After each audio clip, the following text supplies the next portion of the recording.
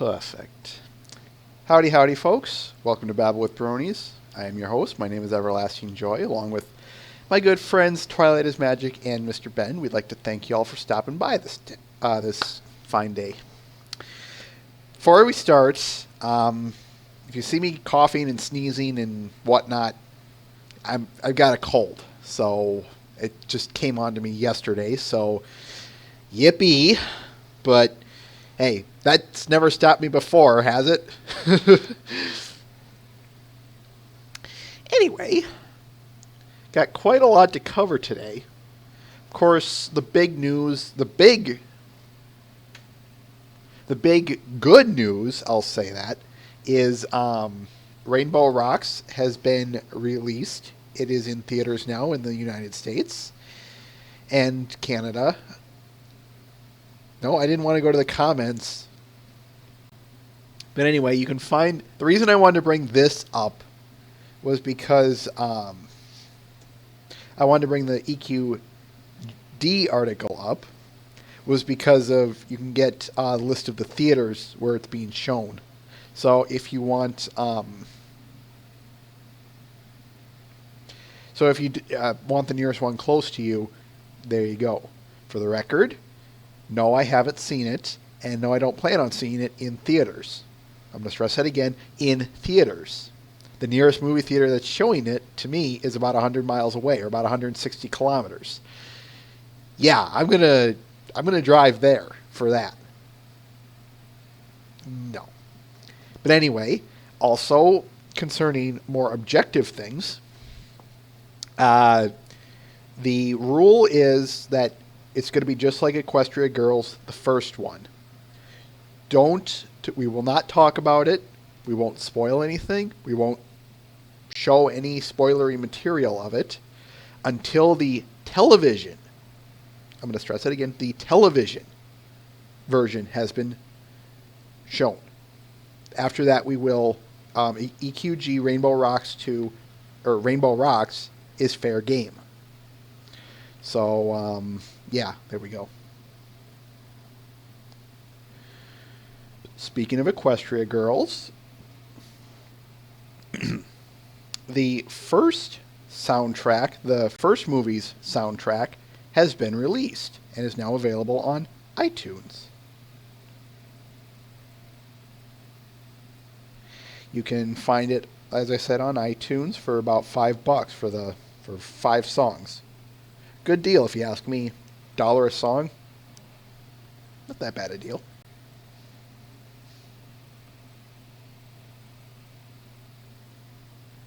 And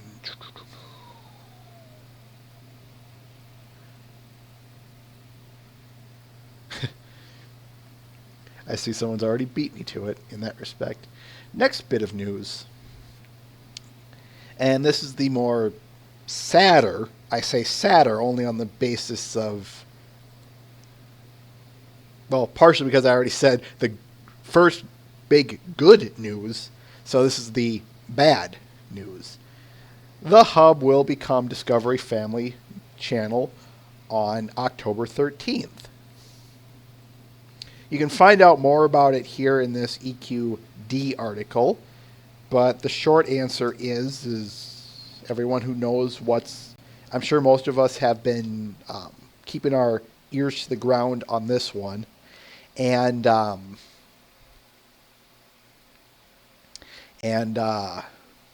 what is it I wanted to say? Probably already know about this, but I'll just say this bit in case you don't know. What this means is Hasbro's lineup of shows will only take from about 9 o'clock Eastern Standard Time to like 3 o'clock Eastern Standard Time. So it only controls about 40%, not 50% anymore. But yeah, nothing substantial is changing. And like we discussed last time, first of all, no more Hub logo jokes, which does disappoint me. But sincerely, it does. I do enjoy those comics of Hub logo jokes. But as far as we know to this point, Pony and other things Hasbro controlled aren't changing. So obviously we'll tell you when, we'll report on it if and when that does happen. But anyway, let's move on. One other little piece of news that I thought was pretty darn cool, though. MLP is on the short list for the Toy Hall of Fame. Now, it's looking to be the 80s toys, which is fine, but I'm just noting that it's the 80s toys. A little quick. Looks like ponies have another chance of making history this year with the possibility of them being included in the Toy Hall of Fame. Thousands of toys were nominated this year, and after some deliberation by the committee in charge of said organization, they've come up with a dozen nominees, one of which is My Little Pony. Only 2 winners can be chosen, and there is some tough competition this year with toys such as Operation, the Rubik's Cube, American Girl dolls, and other household names competing. The final decision will be made November 6th, so keep those hooves crossed. And I do plan on reporting on this, by the way. End quote. So yeah, that's pretty darn cool.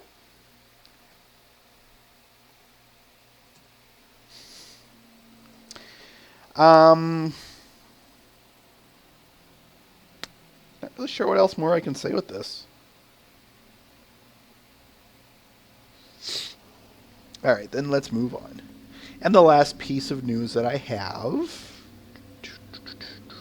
Yep, last piece of news. As comic news, and if I didn't share this one, Matt would be fuming by now. The 2014 annual comic is out. I tried to get Mr. Anderson on here, but he politely, he was busy. So anyway, this one is focusing on the Power Ponies as in the actual superheroes themselves. So it's a superhero comic. And in case you're wondering, no, I haven't had the chance to read it. I don't even own it yet. There's various reasons behind that, but what I will say is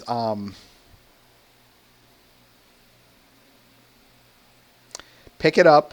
I'll be picking it up shortly, and go support Mr. Anderson. Politely busy, yep. Yep, good. All right, I'm going to then ask y'all the big question. Art or music? Or videos, I should say. We have 2 videos and several pieces of art, about 15 or 16, I lost count, and most of them are comics.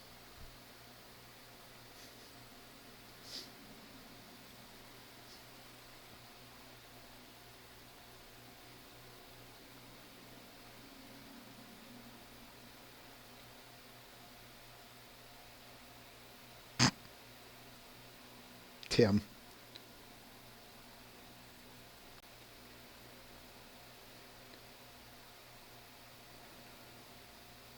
It's no contest. You guys want the art. Okay.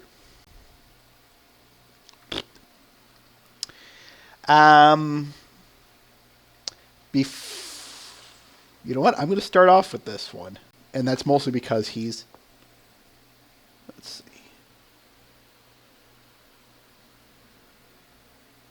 I'm just checking again to make sure that everyone who is here, or everyone who is here, is someone who is made content. And I see one of them. So, let's get Tim on, shall we?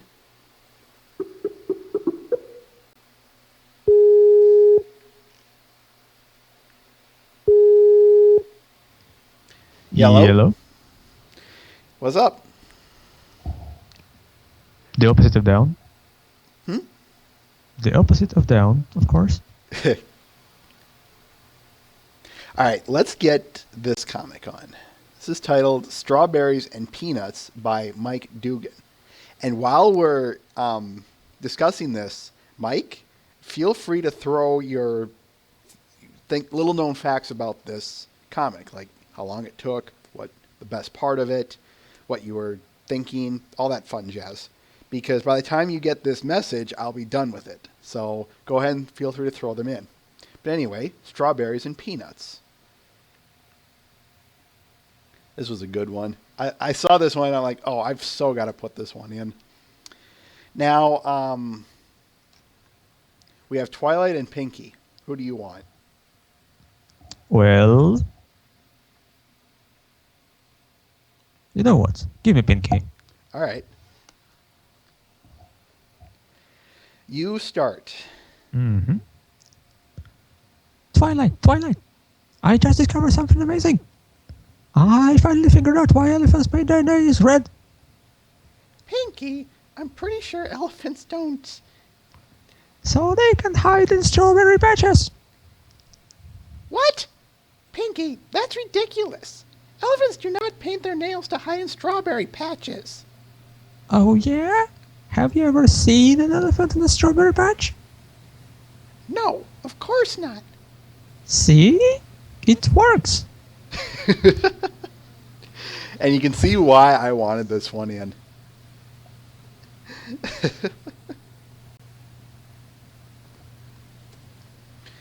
There's that. He might be AFK or something. That's all right. Anyway, you have anything you want to say about this comic? Tim? Not really. Okay. It's rather good. Mm-hmm. All right. Then do you want to move on to another comic since you're here? Sure. All right.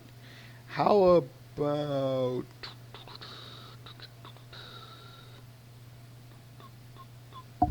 Nope, can't do that one. Ooh, let's see, I could do that one. Or I think that's our best deal. So, Tim Splosions, we're continuing his comic series here, folks. And right now we are on Trick the Changeling and Escape the Prison. Meanwhile, chat, where is the explosion?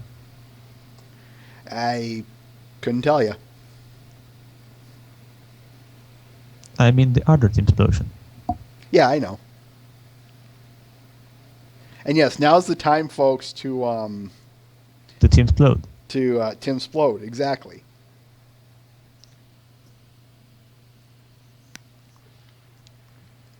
All right, you got it? Yep, You want shining armor like always? like always. All right. You start. Say, Cadence, would you like a muffin? Sure, why not? Nom, nom, nom. nom. Ha! I know you're a changeling, so put a paralyzing potion in a muffin on the right. I had the muffin on the left.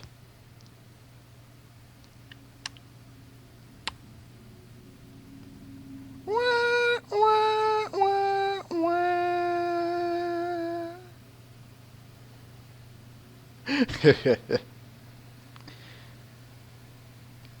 The link and next comic.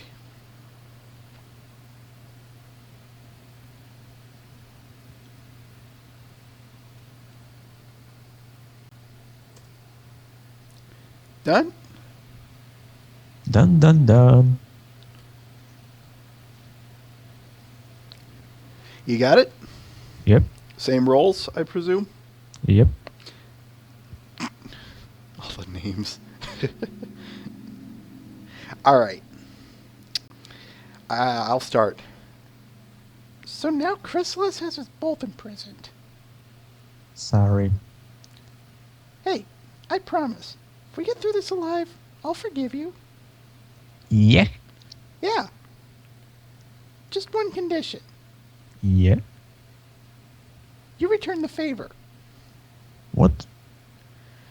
Crush. Crash. Bang.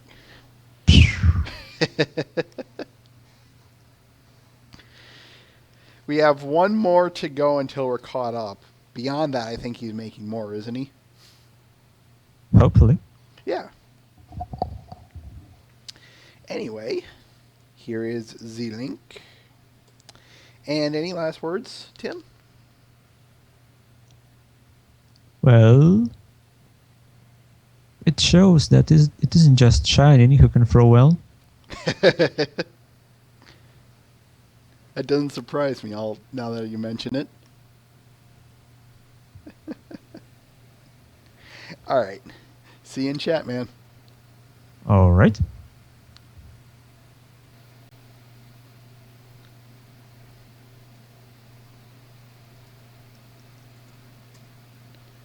All right, folks. We still have quite a few comics, but I don't want to do them all at once. This next one, oh my lord. I saw this one and I thought, I gotta put this one in. This is Evil Decoys, Luna Tick.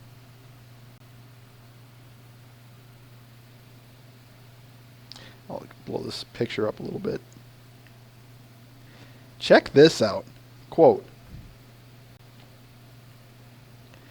I know it's a little early to be posting a Halloween picture, but I made this for the upcoming vendor table at Nightmare Nights Dallas. End quote. Yes, it's Princess Luna as the maniac from the comics. That's awesome. That is really cool.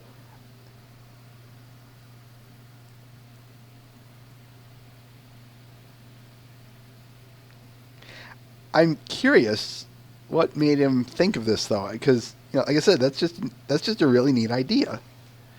I like what he did with the hair, having it spread out like this. I know there's a reason for it, duh, the costume, but I actually think it looks pretty good on her, Luna, Qua Luna.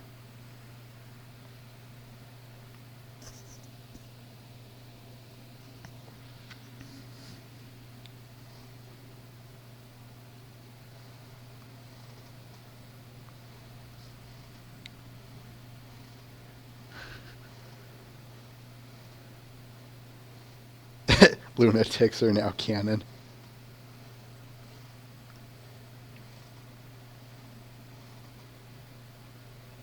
Alrighty then.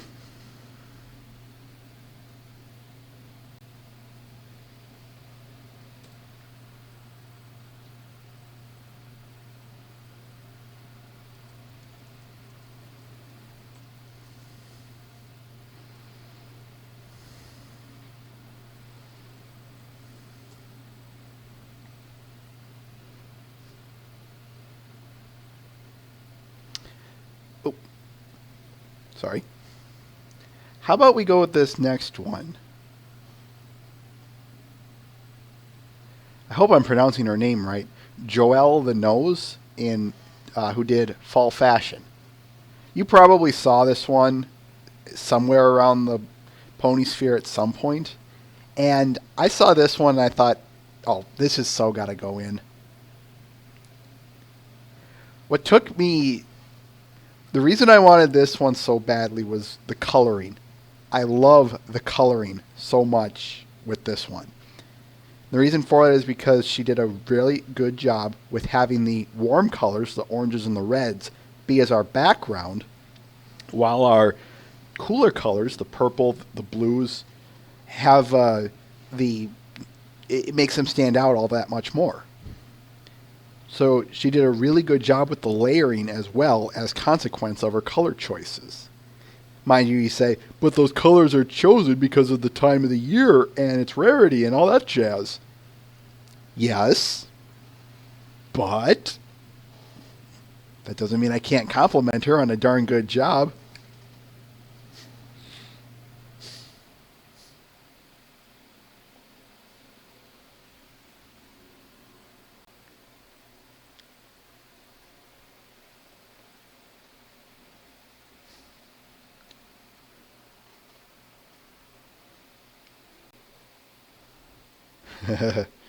Matt.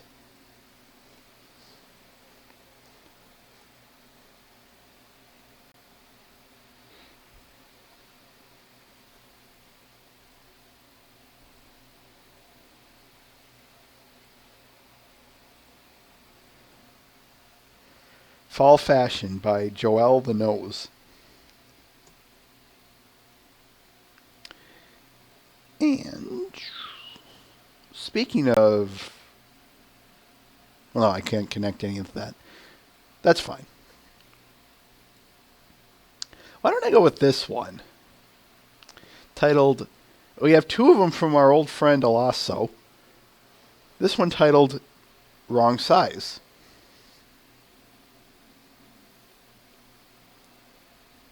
Got this one sent in from Tim, and I thought, yeah, I've so got to show this one. Not hard to see why, is it? I swear there's some kind of, that wrong size title has some kind of finish to it, like wrong size, right motives, or right heart, or, yeah, all the right reasons. That one works too. I think that works a lot better. I could so imagine something like this happening.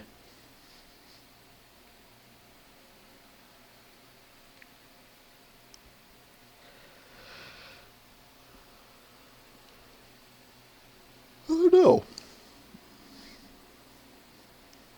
Would Rarity wear something that's a little bit big on her? This is a question that needs exploring. For science.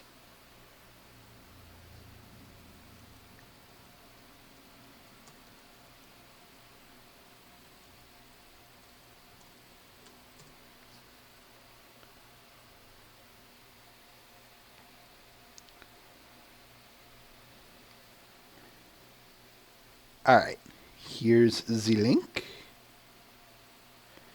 And why am I so fumblesome with that? This one is titled Time for Bed by Alasso as well. This one just about gave me a heart attack. It was that cute.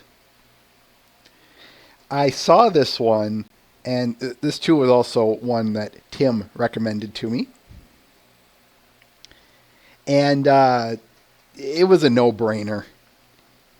It's typical Alasso cuteness, but what's great about this is it's just adorable Pinkie Pie.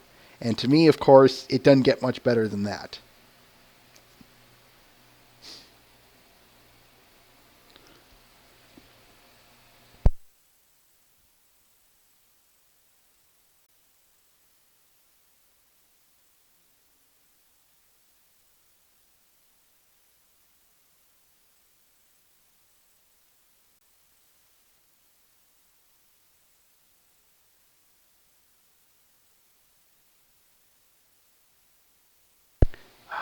Sorry about that.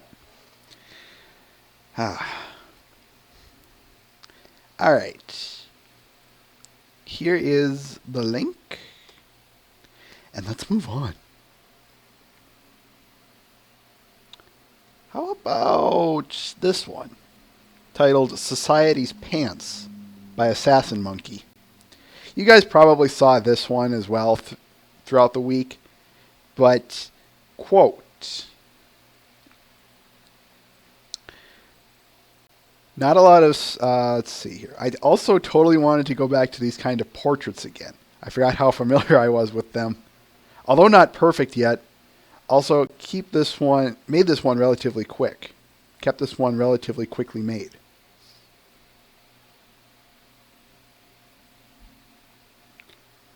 I think I know where you're going, yeah, with that Twilight is Magic, and I agree with you. I think what doesn't work is it just feels a little too long a face. But anyway, what was what I was going to say? I do like what he did here. I think it's pretty darn cool, though, this portrait. And I'm curious if he won't do some more of these in the very near future.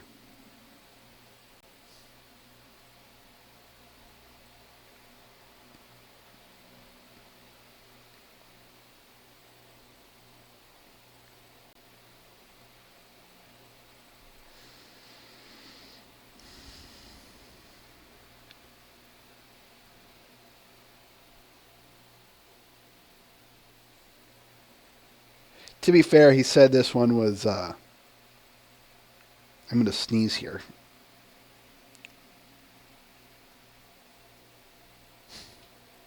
Or maybe not. Thank you. He did say this one was quick, so I wouldn't be shocked if that had something to do with a lot of this. But, anyway, there's that. And let's move on.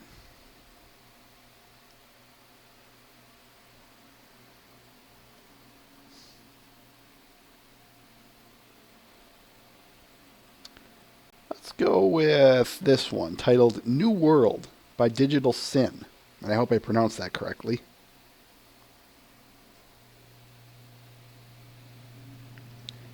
What drew me to this one was how nice and bright it was. It's, of course, very colorful itself, but it falls under, I show quite a lot of dark imagery. Not, dark places, but just sometimes very just dimly lit pictures. Like that last one, for instance. So this one was really special. I thought, oh, wow, cool. This is nice and bright. I got to show this one. It's nice and colorful, too. Quote, can you spot the Fausticorn in the pic? End quote.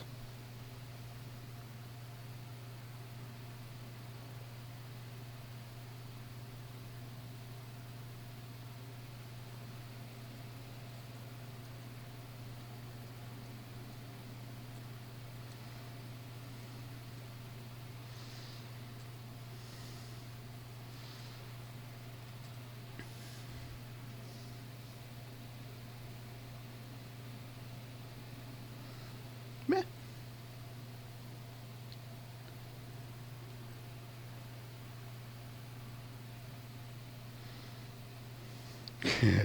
Too easy for me.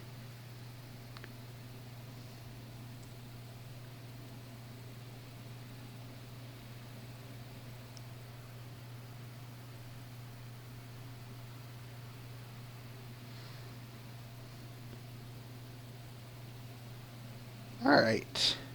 Shall we move on? This next one is this one. Oh my Lord. Somehow I missed showing this one. And then I missed showing it last week. So yes, I've been out 2 weeks on this image and I have been kicking myself because of that. But this is Meant to Rule Together by Slaumiro. Hope I pronounced that correctly.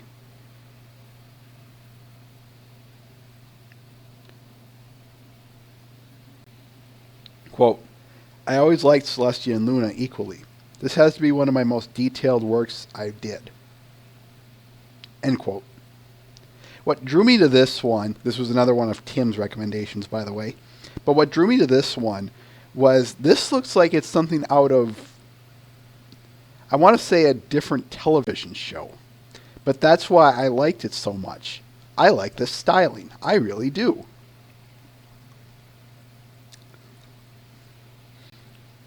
He did a magnificent job with the colors, kind of keeping this gray, washed out, dull toned colors, but still keeping our princesses colorful enough.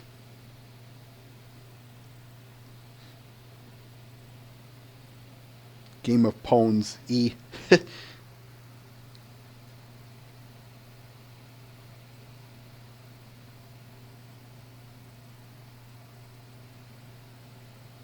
I think they're supposed to be together console.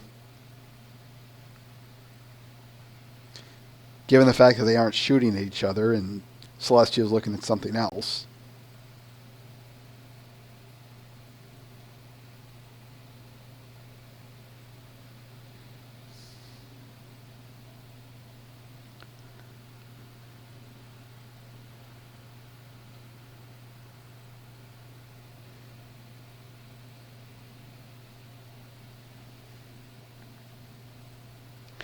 Anyway, there we go. And sure. All right. Now, comics.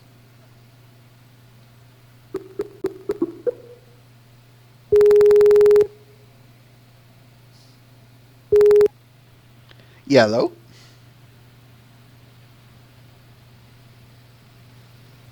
Hello?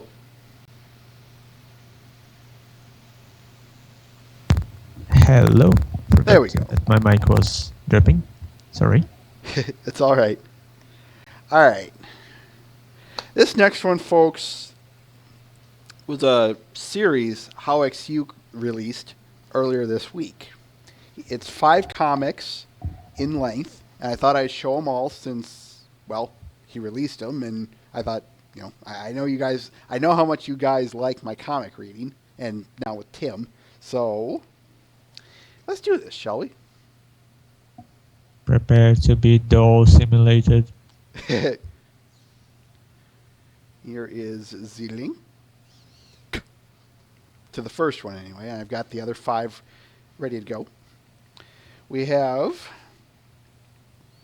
the 3 main diamond dogs, Spot, the little one, Rover, the one with the vest, and Fido, the big one. And we do have Sweetie Belle, but she doesn't speak, so who do you want?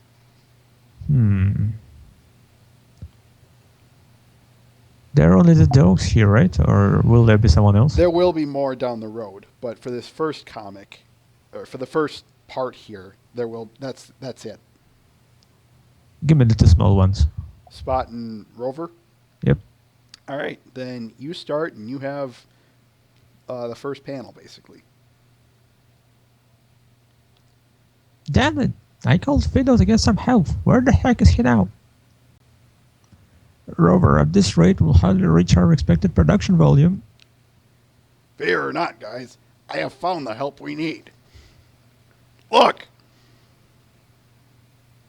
You sure that's bringing help instead of kidnapping? I have a bad feeling about this.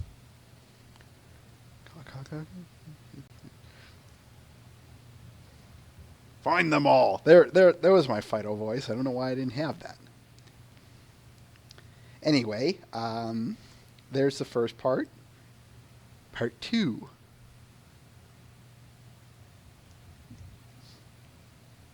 I should work on my voices. They're all over the place. Hold on. Sure.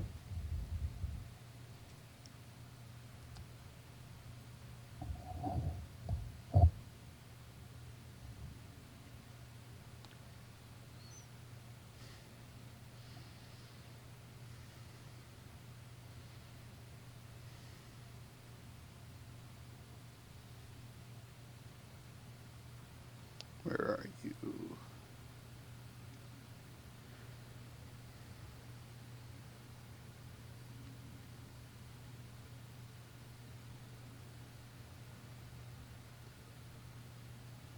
I know he's here. I'm trying to add Mr. Ben, but damn it, I know you're in there. pretty much. There. That's why I couldn't find it. There we go.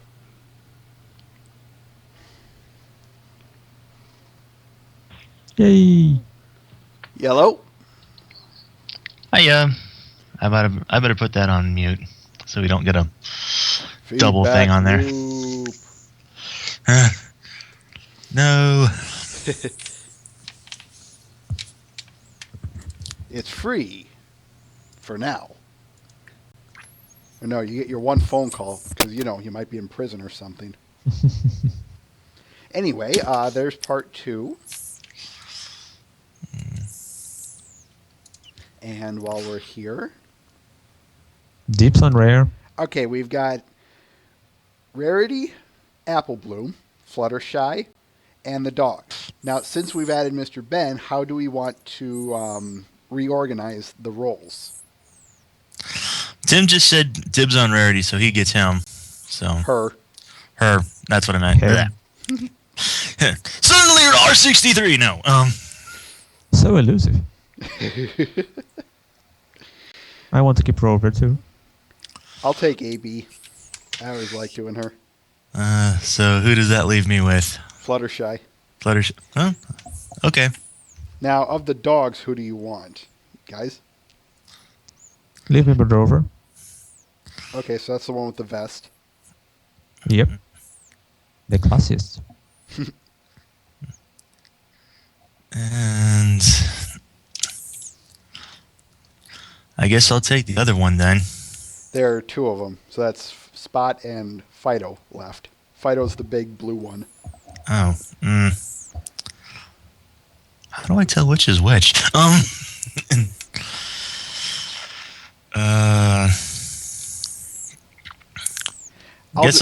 Go ahead. Oh, I'm about to say go. I was about to say I'll take the small one. Spot? Yeah. All right. So, Tim and Ben, you guys start. Okay. All right. Rarity starts. Can't you believe it? No matter how many times I'll tell her, Sweetie Belle just never listens. This time I even had to make amends to my client. I swear, no matter what happens to her in the future, she's on her own. Rarity! Sweetie Belle was kidnapped by diamond dogs. Dun dun dun. Hold on, sweetie, I'll save you. Rarity, wait! We should go find Twilight first. Now, you said you took Spot, right, Mr. Ben, or was it? Yes, I did. Okay. Now, help us find the gems. You hear me? Idiot! You are way too loud! What, man? What do I look like, a bully? Huh? Oh, wait. I thought it was right. Tim's got Fido. Okay. All right. We're agreed, but not bullies. She's just a little kid being a gentleman. Every part of you is a bully. What? I just told her what we need. Jerk. Brilliant. Dumb shit. And that was part 2. Pot 3. I think... Suddenly, sweetie. Same rolls. Okay. Does that mean I get sweetie? Yeah, by the way, who wants Sweetie Belle? You do a better, Sweetie Belle. I do? Yep. All right, I'll take her then.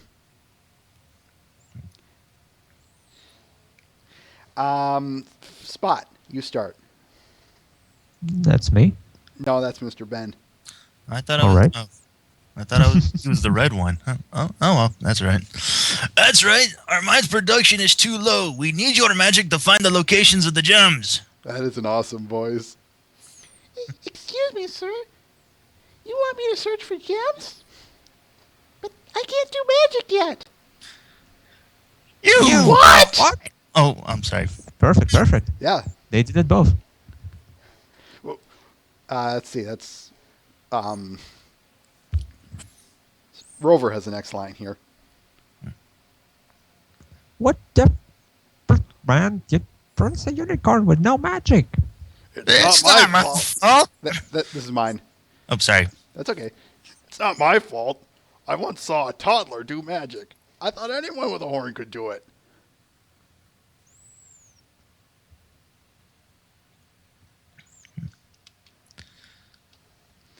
Sad face. Lots of sad face. Rover? I mean, writing is more of a work of strength and endurance, though you don't seem to have either of those, but... No, I didn't mean you're useless. It's just that a unicorn with no magic isn't useful for the situation we're in. Come on, Rover, do something! You got the line backwards. Oh, sorry. Come on, Rover, do something. I've never had children. How should I know what to do? Just do something to distract her, man. Okay, behold, prepare to be stunned as I shift my thumb out of my hand. Ta-da! Do do do! Wow, how did you do that? That's my secret.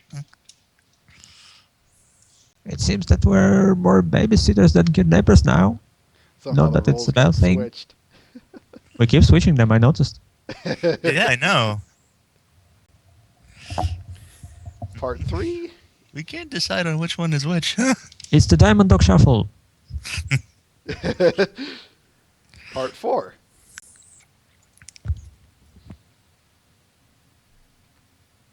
Dogs walking themselves. All right. The only lines that we have here are Sweetie Belle and Rarity. And I'll it's keep just Rare. Oop, sorry, I forgot to give it to you guys. I'll keep Rare. Yep. I can't help but wonder if there's an animation error in this second panel, though. But I'm not going to go there.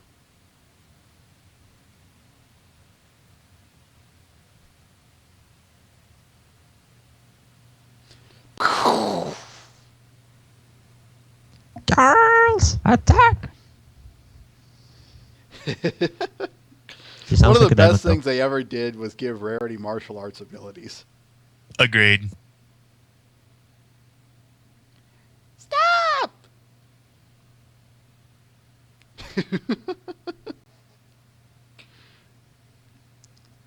Twilight just booked them. Literally. Part 5.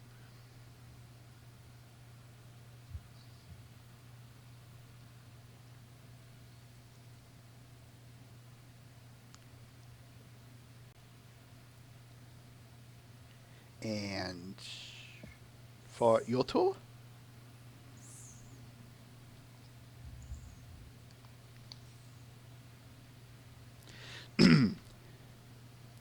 I start. Really? They're very nice. They're greedy, but not bullies.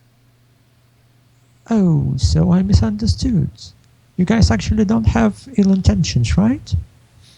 Yeah, it's just a big misunderstanding. We just want to have some culture interchange with the pony race. Yeah, that's right. How the heck would you that for a culture exchange? You're perfectly right. We're so sorry. After giving a lecture for 30 minutes, they finally went home. However, not only did we not solve our problem, but our mining had to be put on hold due to their attack. We could do nothing but curse. This was probably my fault. But we didn't solve any problems. We didn't get anything at all. Maybe not. Look. But then we saw that we had still obtained something. Something that, though not a gem, shone just as bright. What a nice story. The art style makes it better, even. Definitely. Those ears, those eyes, that mouth. Even on the dogs. Howix, I apologize for all of this bastardization that I put your comics through. That was brutal. I'm not sorry at all. All right, guys. We've got one more thing to go through. Art-wise, anyway. So I'll end the call, and good, I did get it. And I'll see you guys in the chat then. Alrighty. And I would have got away with this if it were not for you blasted ponies. Twinkle.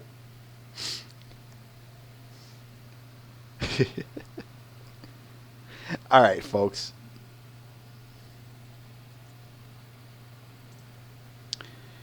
Last one is Nothing But Net by Toxic Mario. And before I do this,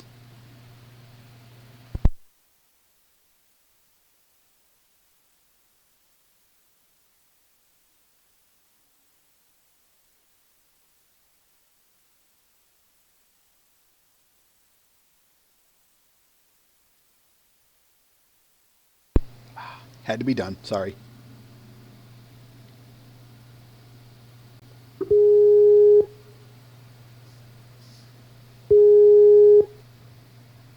Yellow? Yeah, I'm here. Hey. I'm here. So tell us more about Nothing But Net. Okay. Now, do you already read the comic? No, we haven't read it yet. Do you want me to do Oh, that? okay. All right. So, this comic, actually, you should read it first, then then I can talk about it later. All right. All right. The it's all derpy, so you can. Oh no, it's all derpy and Fluttershy. Okay, you get the derpy lines. I'll get the Fluttershy line. Okay, that'll work. You have it ready? Yep, I got it on my phone. All set, ready to go. By the way, folks, yeah, he's on his phone, so that's why there's the quality difference. Yeah, because I am driving home from a terrible Bills game. I'm so depressed right now. I'm like really, really depressed. I guess it sucks. I'm pretty miserable right now. I'm not happy about the game. Anyway, I digress. You go back to the comic. All right.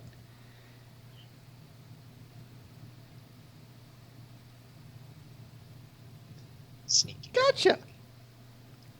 A short time later. Hey, Dash, look at all the beautiful butterflies I caught. Can some pony get me down? Help get me down. Okay, screw that up. There you go. So tell us more about this one, man. I like this one. All right, this one. All right, now back in the off season between season 3 and season 4, there was a time where I was starting to do a lot of comics where they were just Derpy was screwing around with the pony's cutie marks. Now, inadvertently, while this seems like it's that type of comic, I didn't even think about that making it like the old ones. This is more of a twist with the old with a new one. And this comic, I actually was saving this one ever since 4 ended.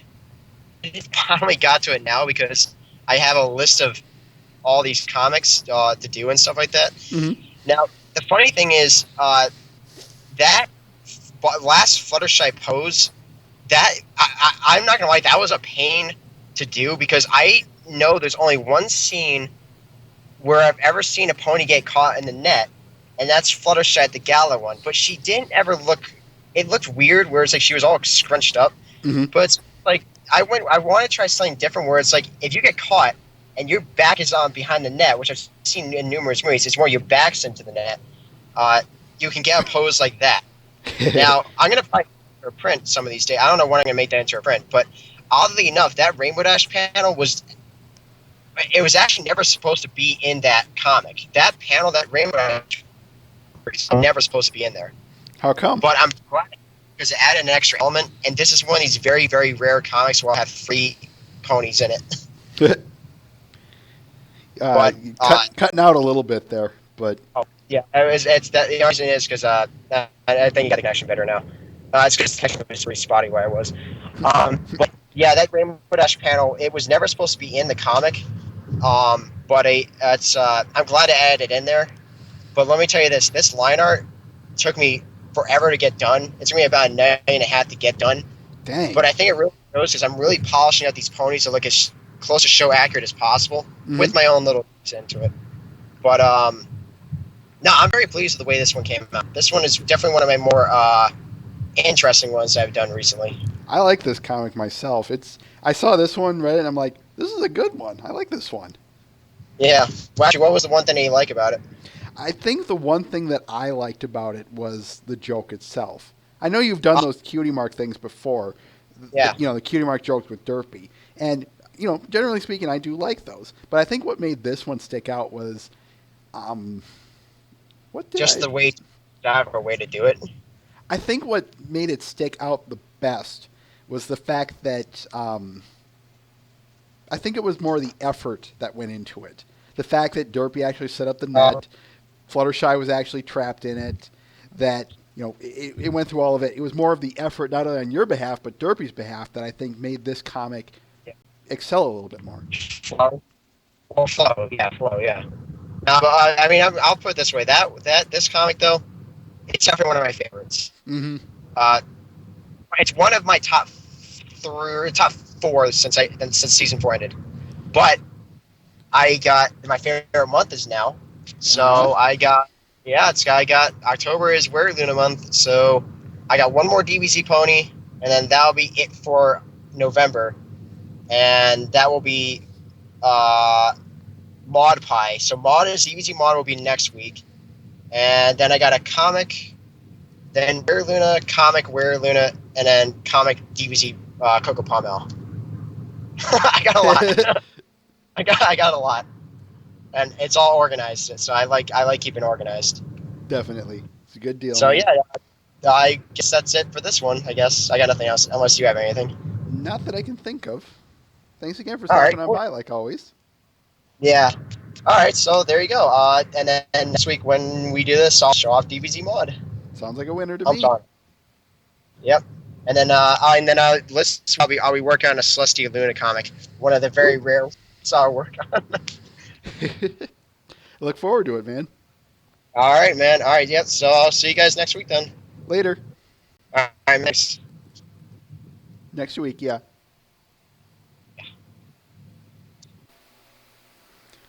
Ladies and gentlemen, Toxic Mario. All right, then. Moving on to videos, folks. Going to run a little bit over on time, but that's okay. It's not 50 minutes or anything. All right, this first one, I sent this one out, and I don't know if it's really so much a pony song in so much as it is something else. But there's a pony on it, and and in that vein, I count it as. But I wanted to show this one because I think it strikes a nerve with not only me, but I'm going to guess that it is with you guys. It's not an angry one, well, I'll just let you listen to it and judge for yourself. This one's titled When You're Offline by Turquoise Splash.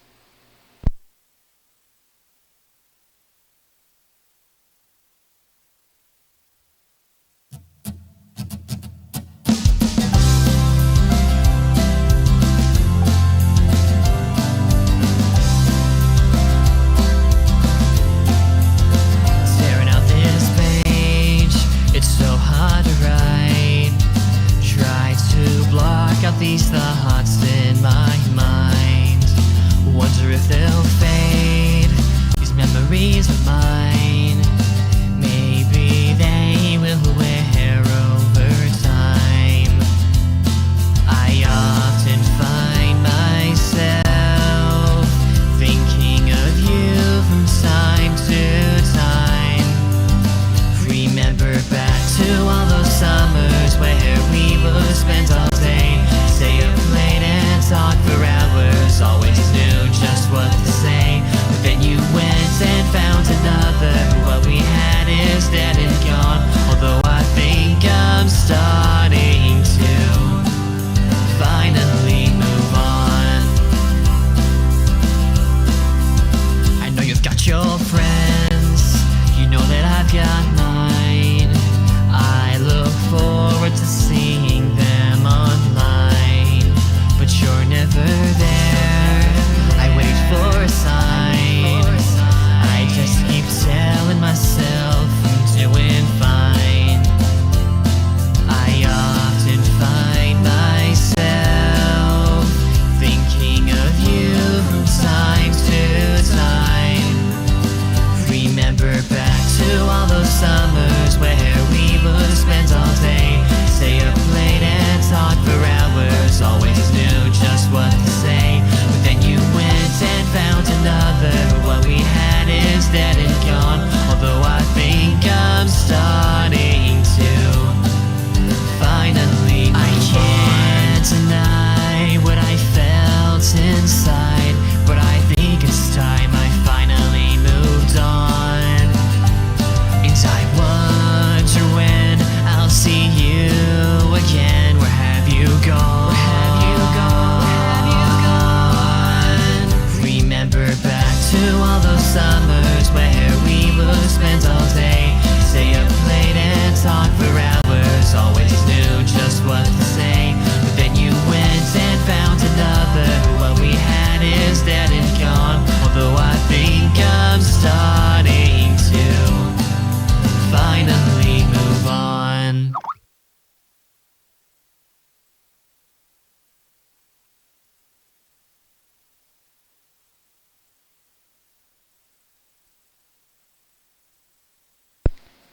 I chose this one because, well, how many of you have exactly as he described? Someone who you've known for a long time, and nowadays it's gone. Yeah. Anyway, sad memories being dug up aside. This next one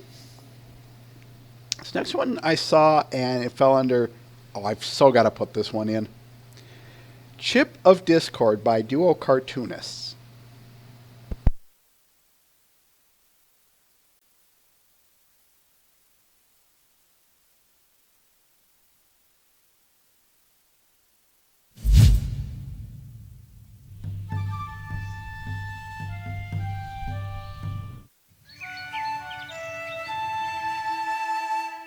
Oh, finally!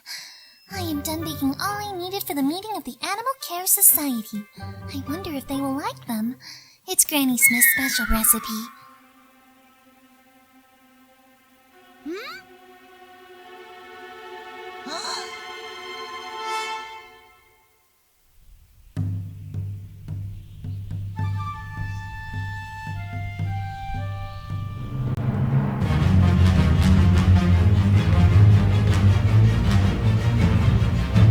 Seems that I dropped one.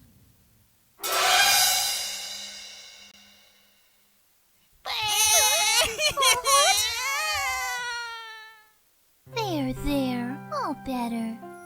Do we all know now better than fighting each other to get what we want? Then I guess you can have this.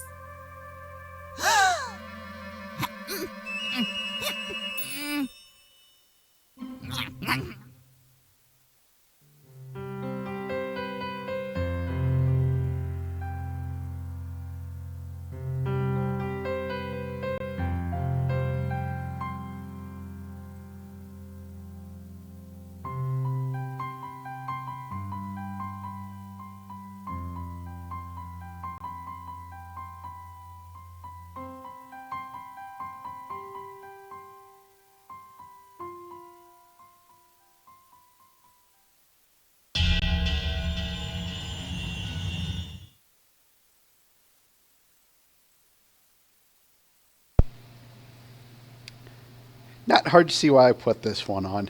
Uber cuteness, a top uber cuteness. A top quality animation. Duo Cartoonist, Chip of Discord. Alright, folks. That is all I have for art and music. So, let's move on. It's pony time.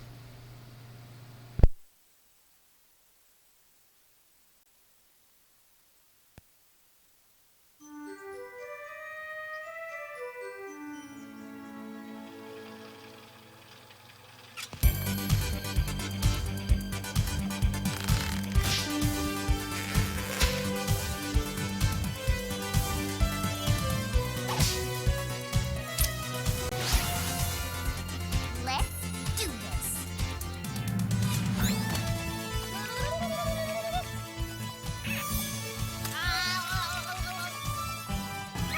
Sad. Happy. Sad. Happy. Sad. Open chat. Open chat. Open chat. Open chat. Yep. No.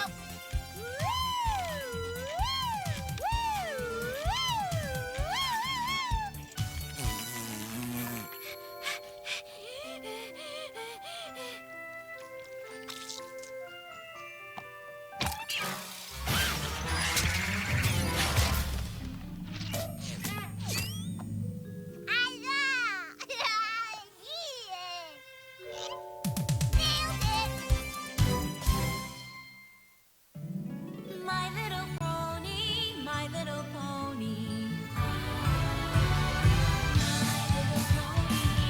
I used to wonder what friendship could be. Until you all shared its magic with me.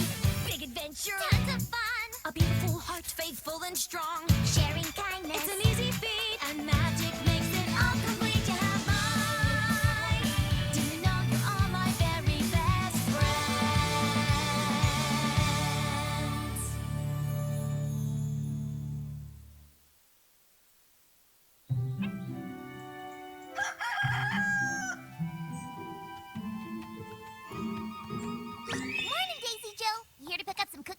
milk? Oh, yeah, Pinky, don't you know? Well, Mrs. Cake just baked a fresh batch of your favorite oatmeal. Moo! Sounds delightful! Oh, Rose, your calla lily's look even better than last year. I bet you'll take first prize in the flower show again. Thanks, Pinky. Would you like one? Absolutely.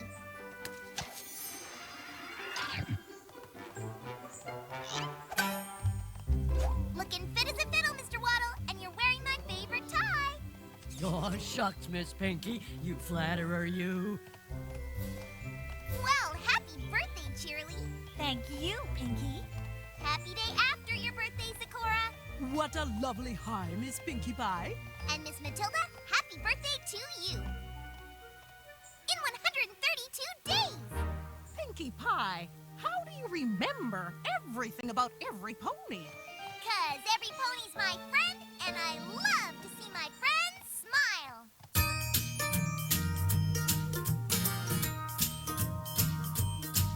My name is Pinkie Pie. Hello. And I am here to say, how you doing? I'm gonna make you smile, and I will brighten up your day. It doesn't matter now. What's up? If you are sad or blue. Howdy. 'Cause cheering up my friends is just what Pinkie's here to do. 'Cause I love to make you smile, smile, smile. Yes, I do. It fills my heart with sunshine all the while. Yes, it does. 'Cause all I really need is a smile, smile, smile from these happy friends of mine. I'd like to see you grin. Awesome! I'd love to see you beam. Rock on! The corners of your mouth turned up is always Pinkie's dream. But if you're kind of worried and your face is made of frown, I'll work real hard and do my best to turn that sad frown upside down. 'Cause I love to make you grin, grin, grin. Yes, I do. Bust it out from ear to ear, let it begin.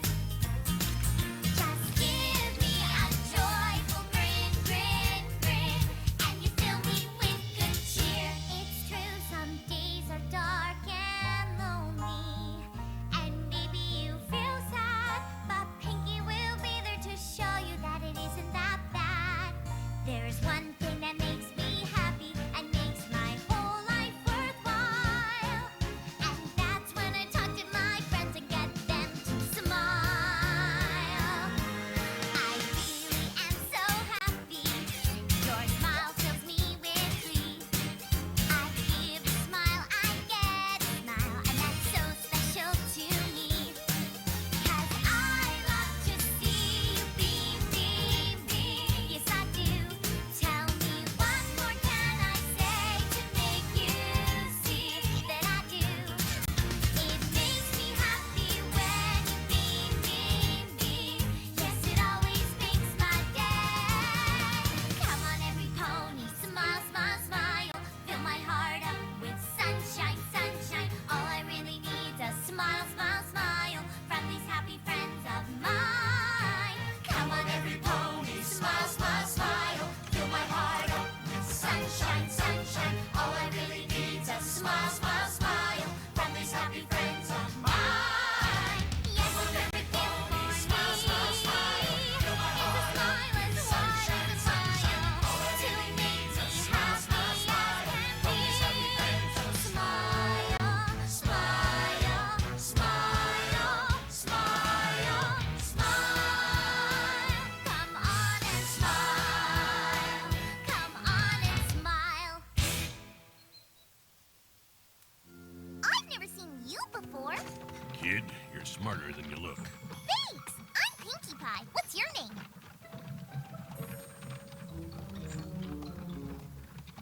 Property of CDD. I'm guessing that last D is for donkey. Quick as a whip, kid. Now, how about that C? Calvin, Calhoun, Caleb, Carl, Carmine, Carlo, Charlie, Chester, Chico, Claudio, Cletus, Clipper, Conroy, Cornelius, Cortez, Craig, Christopher, Cranky! It's cranky, all right?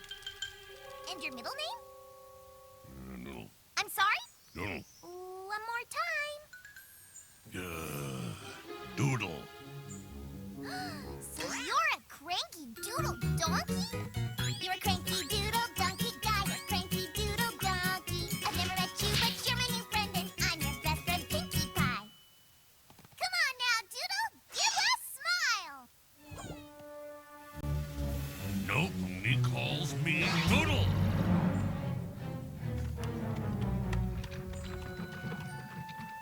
What just happened? Meet some pony new. Check. Introduce myself. Check. Sing random song out of nowhere. Check. Become instant best friends. Uncheck. I don't get it. How can some pony not become instant best friends with me? Was it something I said? Was it something I sang? This is no time for the blame game, Pinkie. There's some pony new in town, and you need to win him over. Try everything you can to make Cranky smile and be your friend. Check!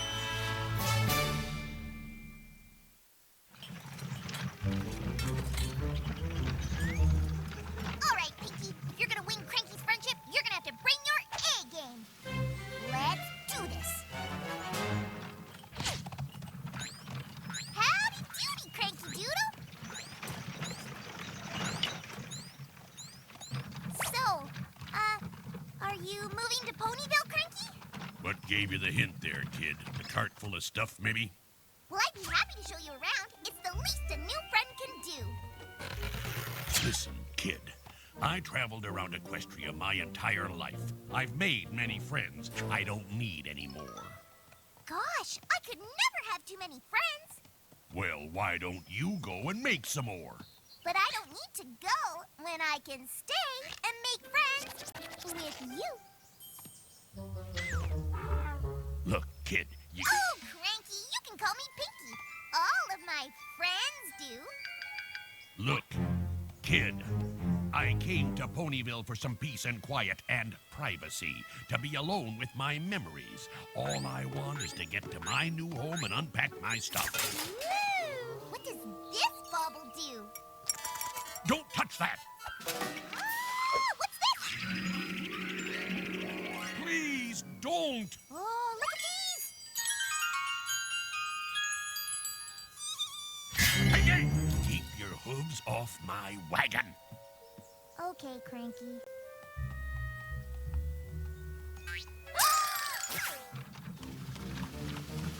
I promise not to touch your wagon because I got one of my own. I use it to welcome folks. Who'd have guessed? Maybe we can be wagon buddies. Well, you gotta at least let me give you the special welcome that comes with it.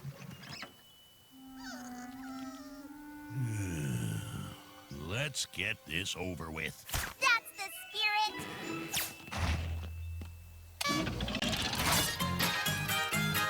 Welcome, welcome, welcome, a fine welcome to you. Welcome, welcome, welcome, I say how do you do? Welcome, welcome, welcome, I say hip hip hooray. Welcome, welcome, welcome to Ponyville today. Wait for it. No!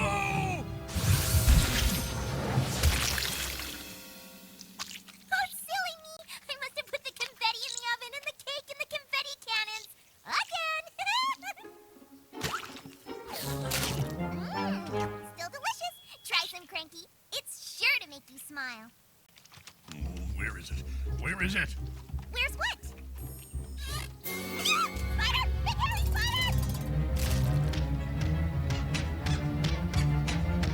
Stop, stop, stop! Oh, was that your wig? I can fix this! I can fix this! Hey, everybody! Does anybody have a toupee? Huh? Toupee? Huh? Oh. This donkey is really, really bald!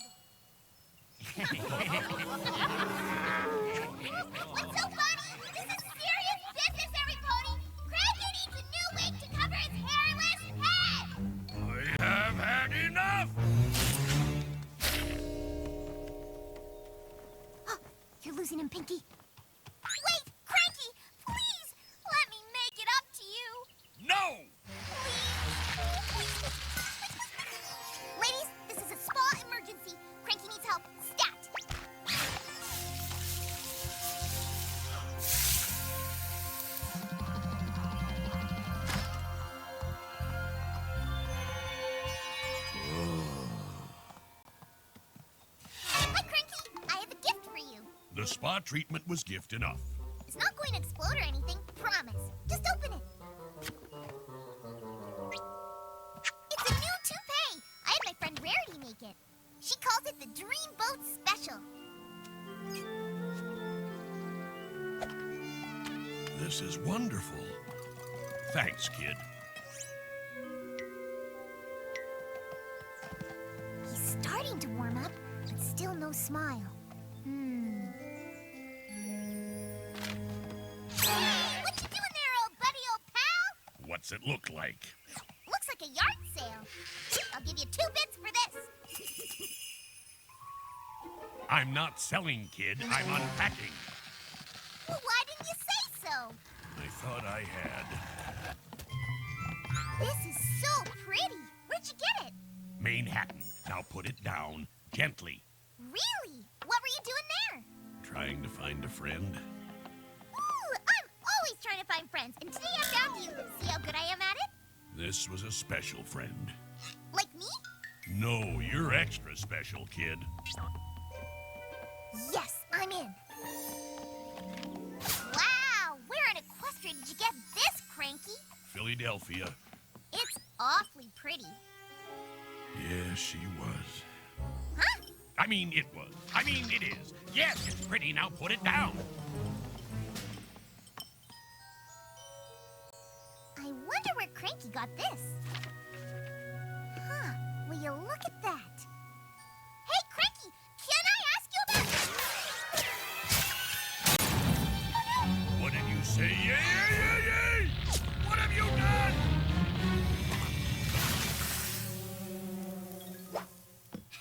There! All better? No, not all better. All soggy. I'm sorry, Cranky. Oh, you're sorry. Well, then everything is fine. It is? No, it isn't. Listen to me, kid. I will never be your friend. Never or never ever? Never, ever, ever, ever, ever. That's 4 evers. That's like forever. I just can't believe it. Cranky said he would never, forever be my friend. It was horrible. I know this is hard for you, Pinky, seeing that you're friends with every pony, but you just have to accept that Cranky is going to be an exception. He just doesn't want to be bothered. Yeah, he doesn't want to be bothered by your over-the-top super hyper antics. Rainbow! No, it's okay, Twilight. I get what you're saying, what you're both saying, and I guess I can leave Cranky alone. Right after he accepts my apology.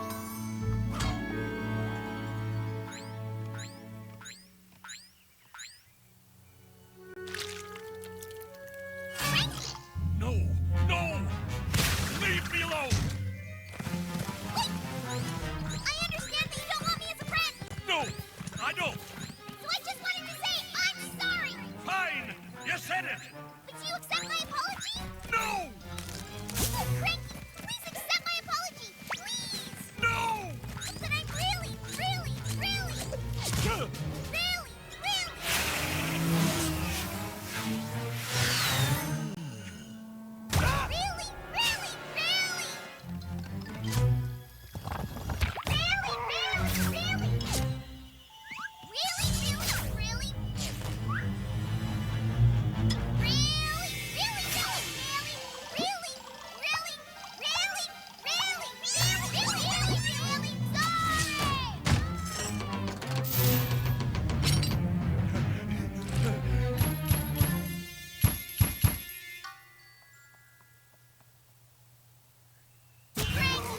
please accept my apology. I'd do anything to make it up to you. But there's nothing you can do. You ruined my book. You destroyed all I have to remember her by. Her? Her who? The special friend? Go away, Pinky!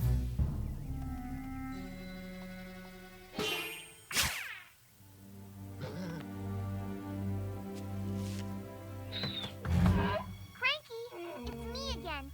I understand that you don't want to be my friend or accept my apology, Before I leave you alone forever, I have something to at least try to make up for ruining your book. No, I don't want it, kid. Anything you would give me is sure to lead to some sort of disaster. Goodness, you really are cranky.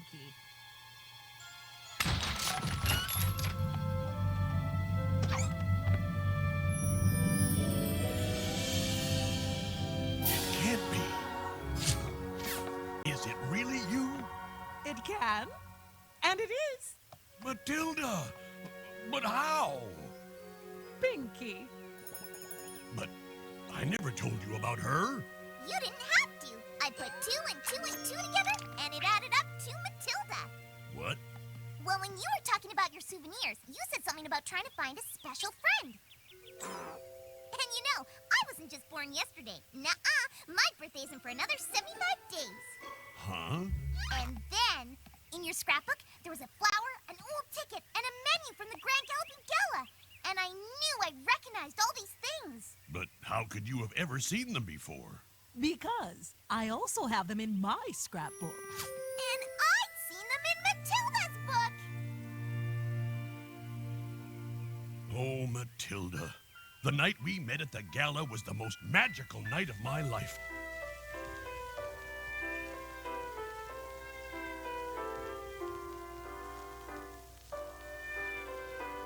I couldn't wait to see you again. But when I came to your room the next day, you were gone. Didn't you get my note? No, I never got it. Ever since that day, I've gone from town to town to town, searching all over Equestria for you, until finally I gave up. I came to Ponyville to retire from my search. I was living in Ponyville the whole time. I always hoped that someday you would come and find me. Doodle? Matilda? No pony calls him Doodle. No pony, but Matilda. Oh. Oh, Doodle. I am so happy to see you.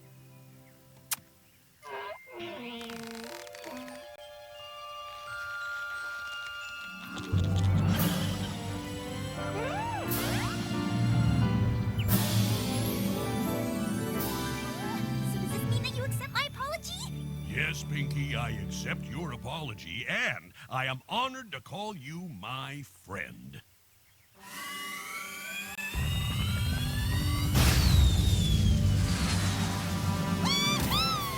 This is just fantastic!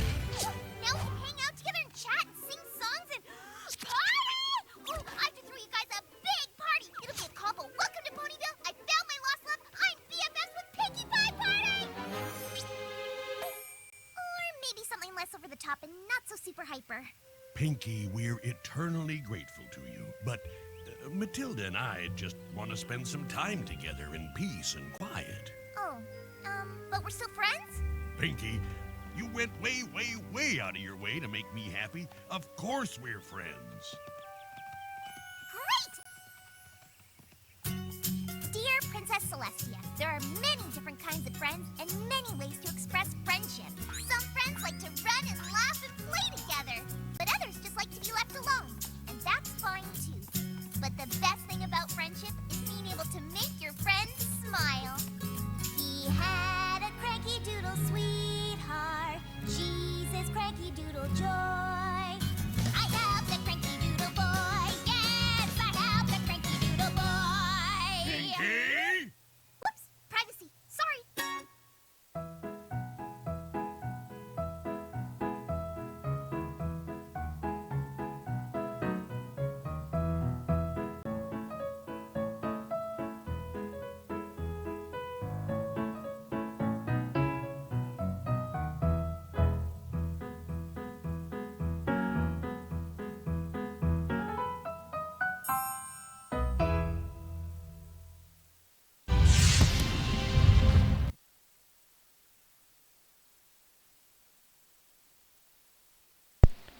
All right, ladies and gentlemen, that was A Friend Indeed. So, of course, opening thoughts while I get things set up here.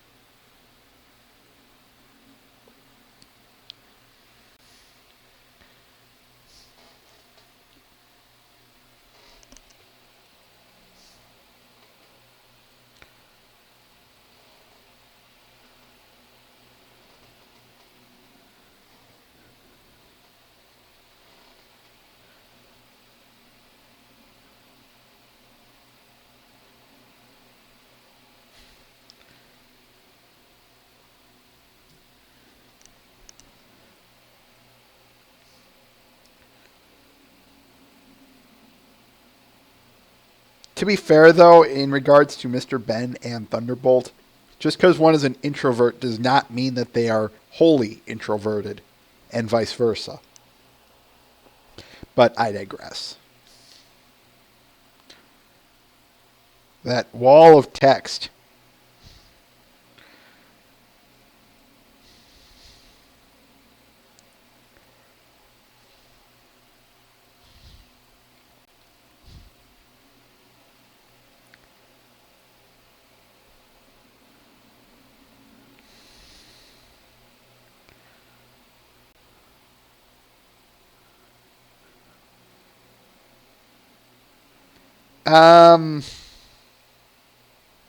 Go ahead, Mr. Ben. I'll let you do this one. Oh, jeez.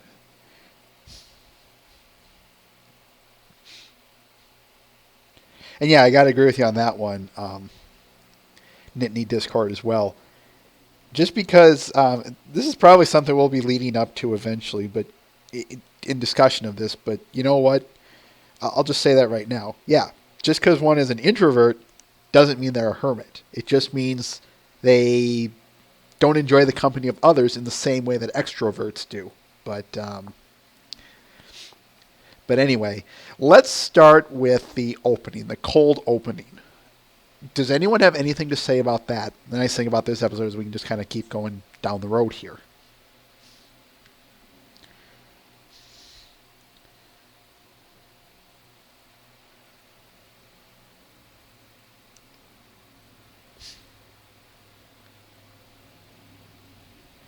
If you don't, then we can move on to the next part. But I just want to cover my base here more than anything.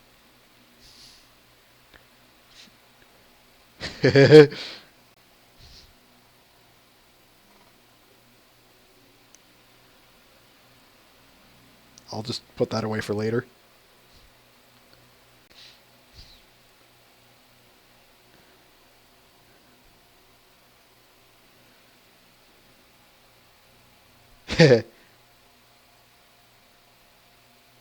Most of the cold openings don't, Matt.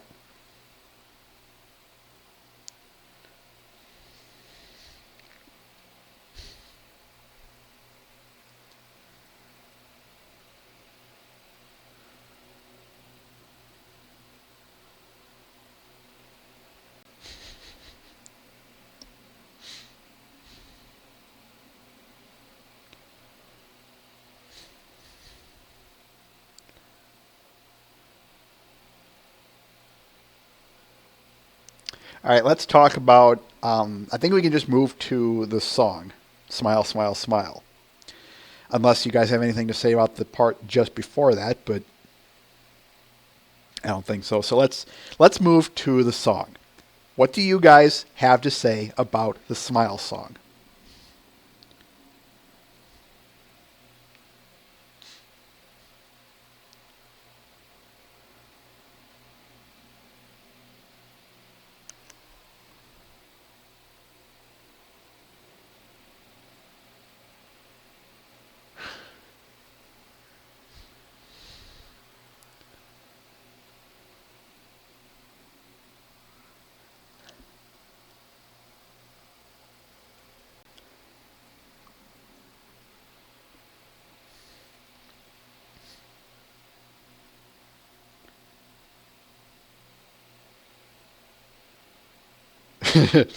My brony side.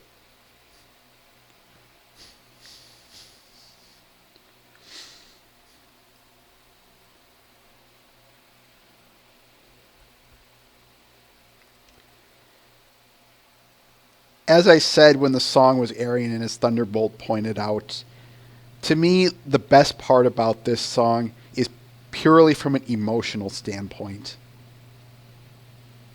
It's just nit. But yeah, for me, I know it might not be the greatest technical wise in the sense of the composition, nor is it nor do I think this song reinvents the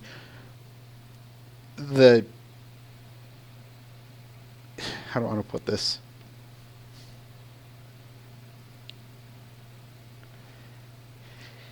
it's not going to challenge the way music has been played. It doesn't bring anything new to even show tunes. But that does not mean that this song sucks by any means necessary. That being said, as I said, the reason I have always loved this song is from purely an emotional standpoint. I can't tell you how many times I've listened to this song and how many times, every time, it has made me smile. That's pretty powerful for not only just me personally, but just the power of this song, as a couple of you have said in here. And I wouldn't be shocked in the least, not only just given what you guys have said, but some of the stuff that came after this song. Hearing testimonies and statements from people saying how this song, for the first time in years, even decades, saying that it moved them to tears in a happy sense. As, who was it who said it? Tim just said, definitely Amy Keating Rogers' masterpiece. That I would easily put to it.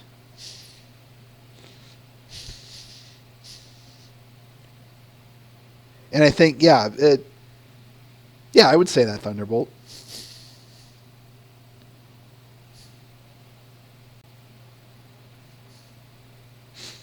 I think my favorite testimony was, I can't even remember this person's name, but she said she watched it, and this was just shortly after this episode aired. She said something akin to, she wrote to Daniel on his Facebook page, and I'm sure you can find it if you search hard enough.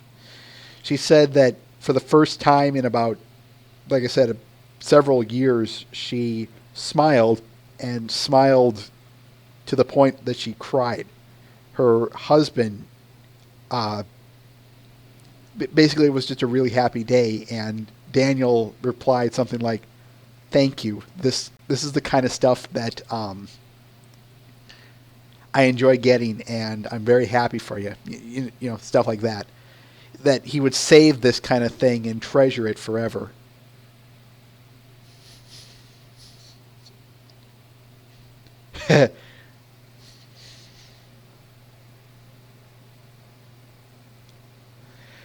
From a composition standpoint, yeah, this is definitely, to me, what makes Pinky Pinky. It is her anthem, the banner to it.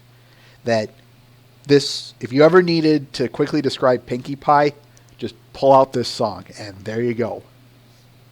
Something that I've always liked about this song, something else that one specific point, was the fact that when Pinky says, "It's true some days are dark and lonely," and, goes on from there, I know it's quick. I know they kind of gloss over it, but for what it's worth, I've always liked that line, and that little scene anyway. Because in a song that's just supposed to be all bright rays and sunshine, I really like that. Even, like I said, if it's just glossed over, I like that it acknowledges that, yeah, it's true some days are, as I said, dark and lonely. But most songs like this, they don't have that. It's just bright rays and sunshine. So, again, kudos to someone, probably Amy since she wrote it, for acknowledging that, yeah, some days suck. Some more than others. So it really puts a little more substance into this, even more substance, I'll say, into this song that I think is worth acknowledging. And it is definitely worth congratulating to whoever put that in there.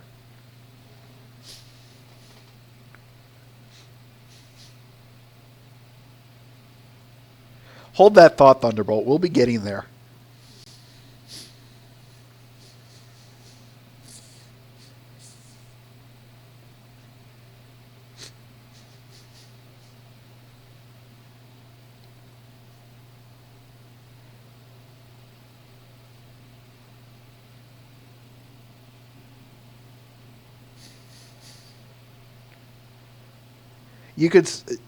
I'm going to say this to that, Matt.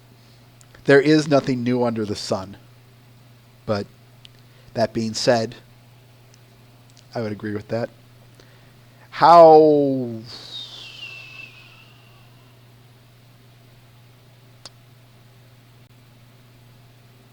yeah, I'll just leave it at that. Any final thoughts about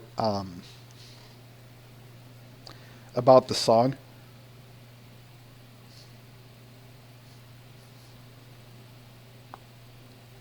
'Cause I think we can move on from here.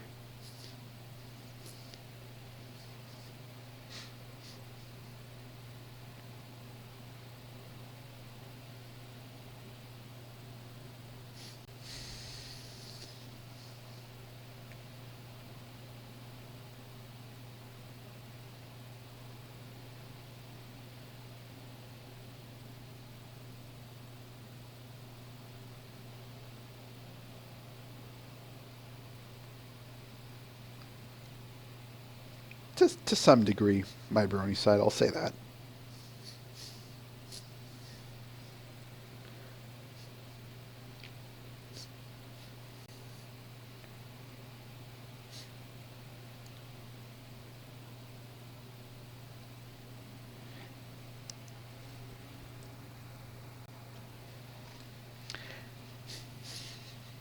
And you wonder why I don't knit, but I digress. All right, I think we can talk about the stuff beyond that. So let's talk now about... We could probably talk about the entire scenes shortly after the song up to the point where Pinky goes to Twilight. So just before that. What do you guys have to say about those scenes?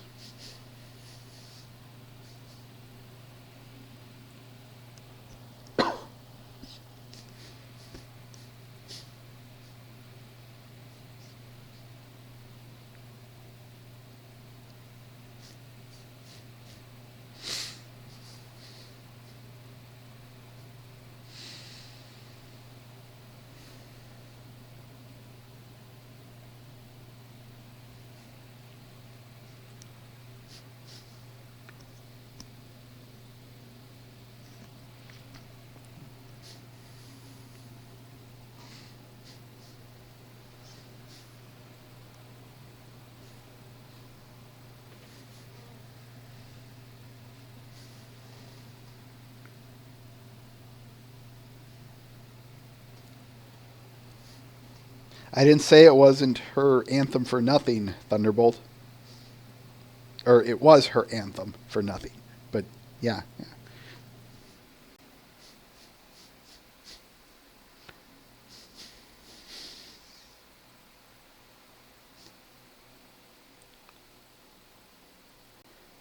This, though, I find that mostly because it... I think we're going to be... That's jumping ahead to the episode overall, Matt. But I will say this for now. First of all, unlike the last roundup, that's kind of the point of this one. Kind of. But hold off on that.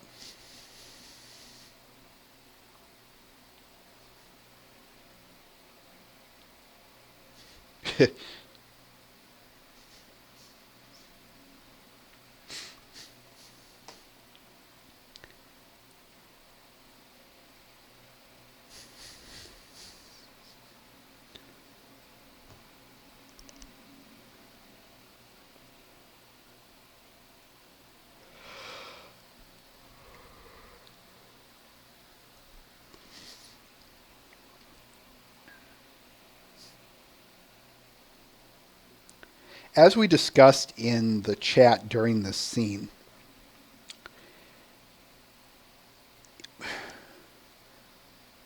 and you could even go to a real world instance of it more than anything.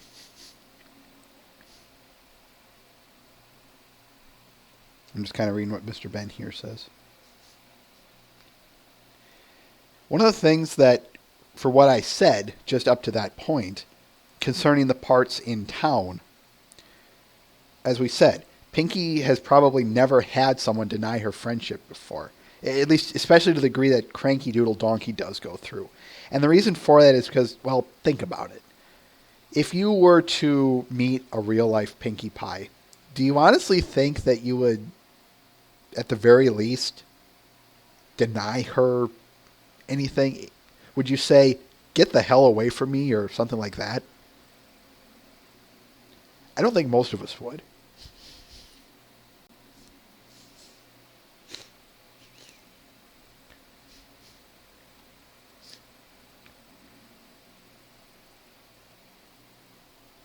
And yeah, now that I think about it, I think Ben is onto something there.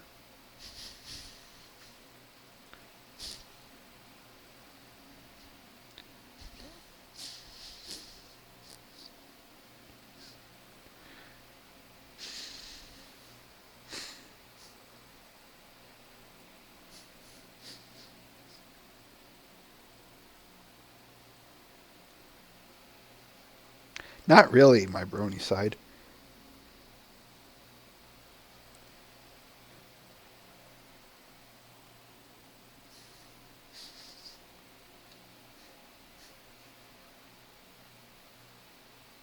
One could argue that she's learned since then. And even if so, in Party of One, she addressed it as the deed is done. They're gone. That her friends don't want her anymore. This, on the other hand, is, that's after the fact. This is before the fact.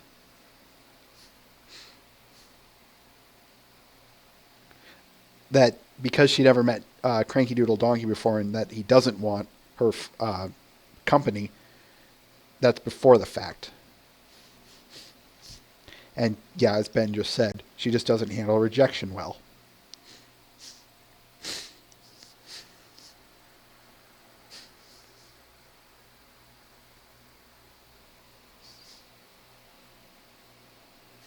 Interesting.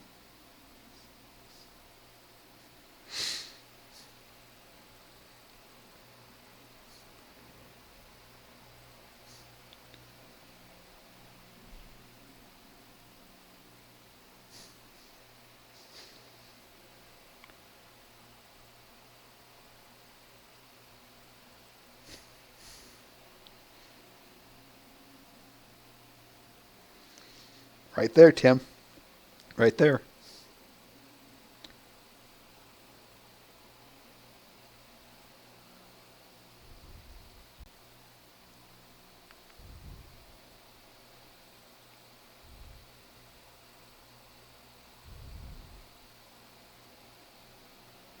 That's because of her personality, Matt. Cartoonish, overdone, zany, crazy, silly.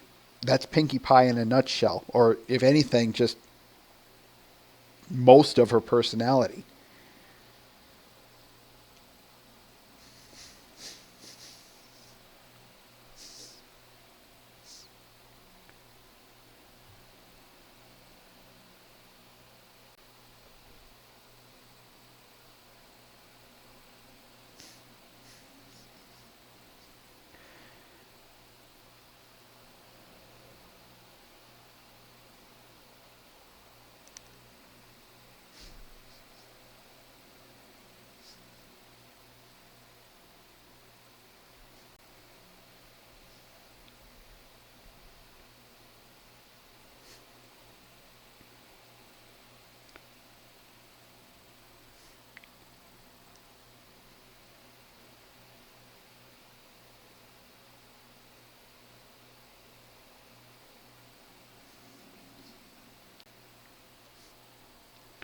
Which, while you can base an episode upon that,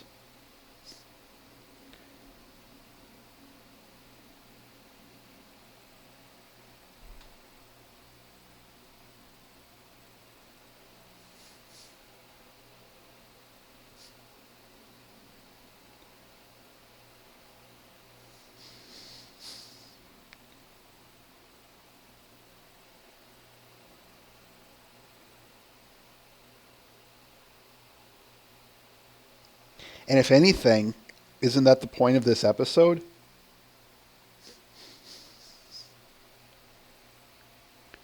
Kind of what Tim just said there.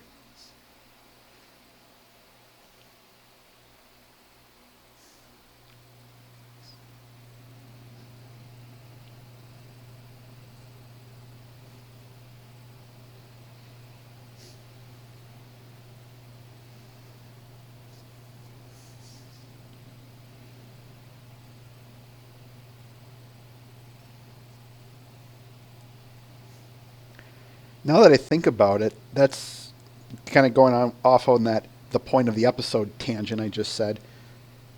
I'll elaborate on it. Tell you what I was working up here. I think we're supposed to sympathize with both sides, as Tim is pointing out here. We're supposed to sympathize with both sides. That, yeah, I can see why Pinky would be annoying. Again, put yourself in. Any introvert can put themselves in this situation that they have someone who's all bother. It's like, leave me alone. I don't like the company of others, because oftentimes it can be generalized to the point of, I just don't like the company of others, or I don't see the purpose of the company of others if there is no underlying purpose to it. Yeah, I can sympathize with all of you on that one. On the flip side of things, as I discussed with the extroverts, it's a matter of I enjoy the company of others, even if it's just hanging out and just being in each other's presence, because I don't know, I can't remember if I ever was an extrovert. And if I ever was, it's been a long time ago, folks. So I'm trying to see it from Pinky's perspective as well.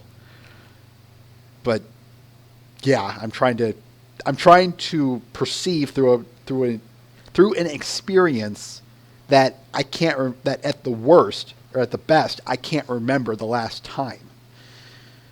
But from their perspective, I can only presume. As I said, how would you like to be an extrovert? Someone who draws strength from others, that you enjoy the company of others, and that's where you get your power from.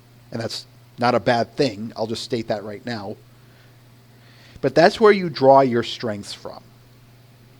Now imagine, if you will, you know someone, even one person, and especially someone who lives in your town, who hates you. Yeah, I'm going to let you ponder that one for a minute. And on top of that, add on to the fact that Pinky is, especially at this point in the game, one of the more immature ones and a bit thick. This isn't the first time we've seen that. The last roundup, for instance. So put this all together, and this introductory scene with the first scene with Cranky makes sense the way it works.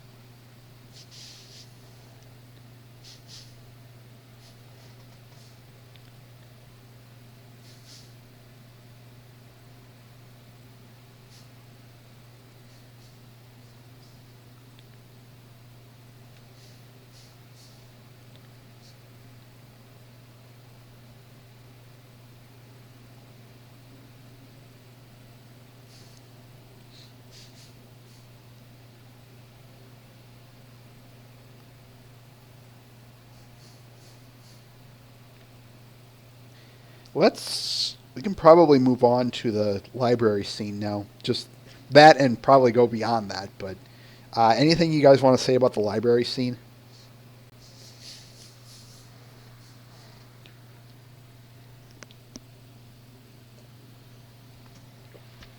Good old Goodwater.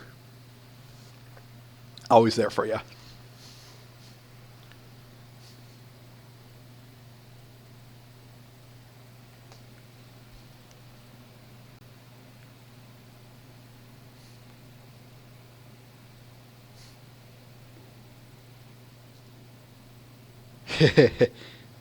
Yeah, Mr. Ben, I got to agree with you on that one. Nice read it and weep callback. And yeah, Thunderbolt as well, but sorry, I saw the yellow text first, Thunderbolt, and there we go.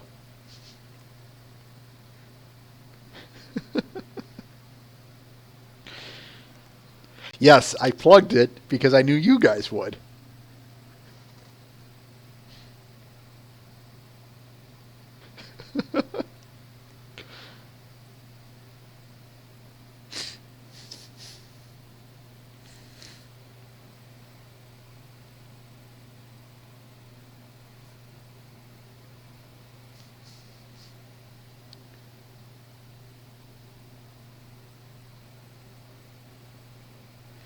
which isn't the first time she's done that, let alone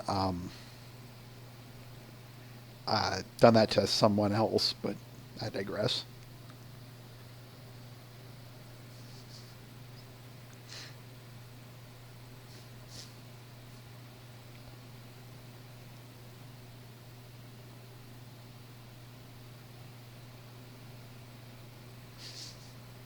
And now I remember my train of thought. As I said when we were watching the episode, you have to remember that just before that, when she burned the book, that was, she screwed up.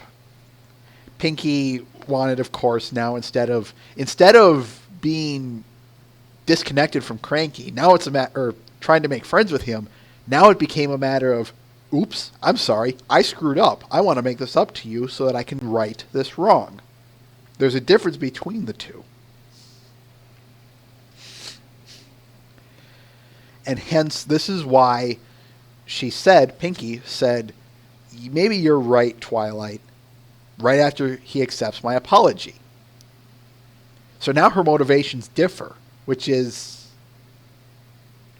something that needs to be considered.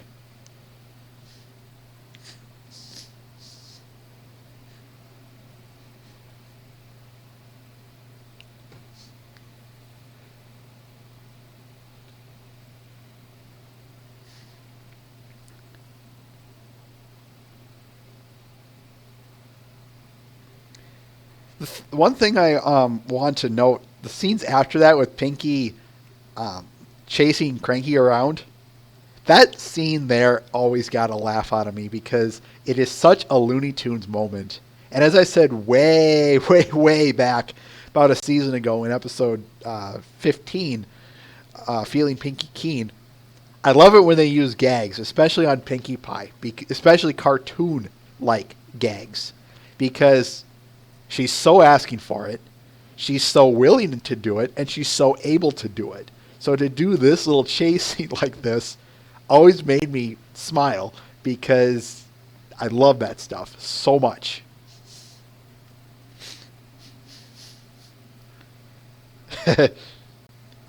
Right there, Mr. Ben.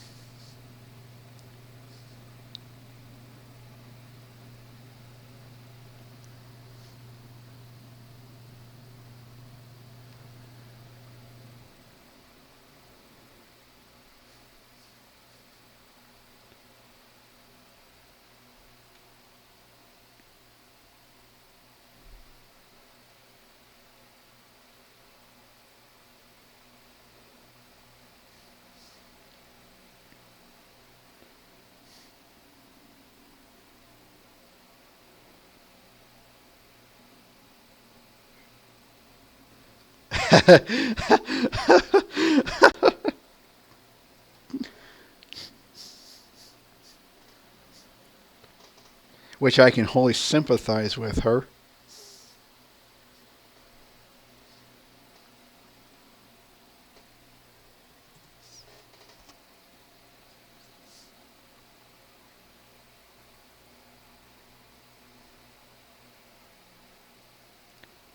Gonna sneeze again.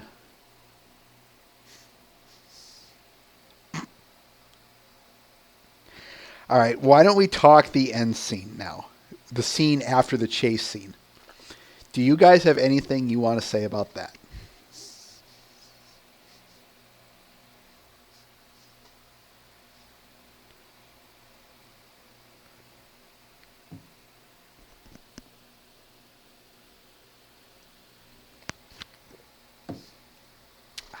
More good water.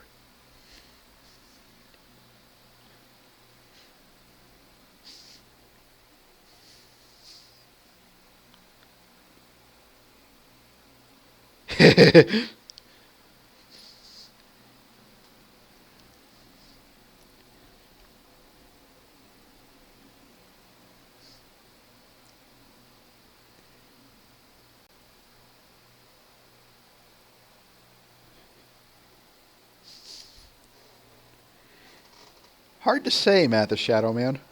Hold that thought, though. I want to get to Cranky as a character here because I think this is about the best time to do just that.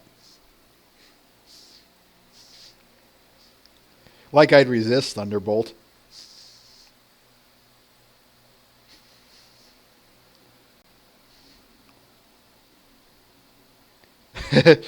Not enough, Nittany Discord.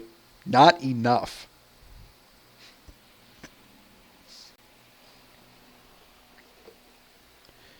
Excuse me for a moment, folks.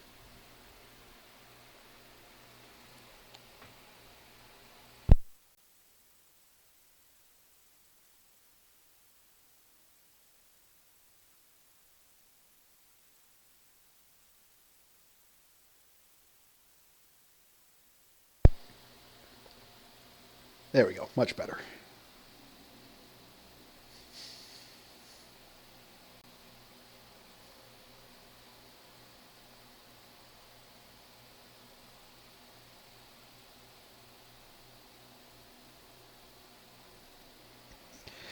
Yeah, I do have to agree with you on that one, Matt. It's, lucky break, but lucky break on Pinky's behalf, but meh. I've seen worse, and besides, why would they establish both Matilda and Cranky Doodle Donkey, Chekhov's gunmen? Why would they establish these characters and not use them?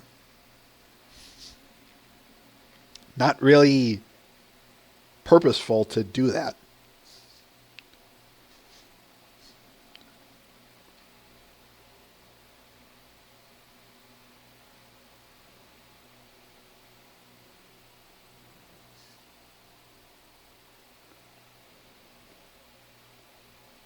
And people try and tell me she's stupid, though.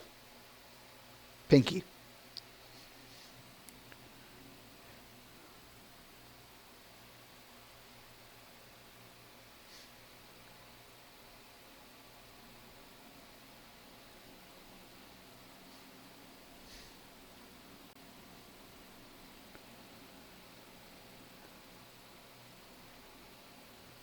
Even if she has to break reality, my brony side.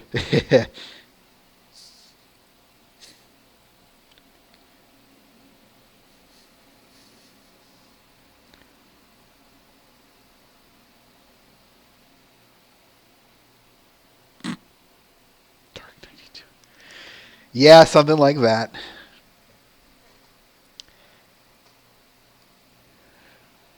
Serial friender. What I want to say about Cranky Doodle Donkey is, first of all, he's played by Richard Newman, who voiced Captain Ginyu in Dragon Ball Z in the Oceans Group dub of the show. And why do I say that's significant? It really isn't. But one thing that is, one thing I want to note is there's yet another Dragon Ball Z voice actor, on the English side of things anyway, of course, in this show. So yes, this is nothing more than a giant Dragon Ball Z reunion. And you know what? I'm okay with that.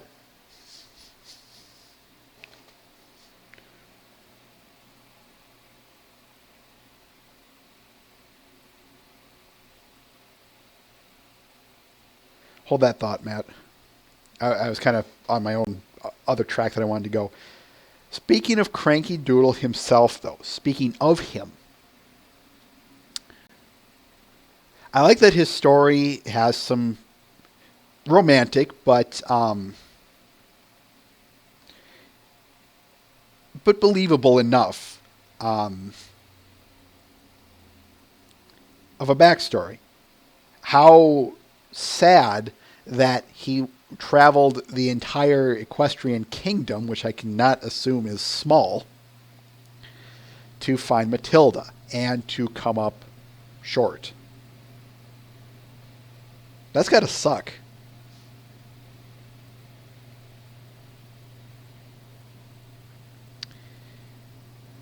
And sorry. Yeah, like I said about the ending, it might be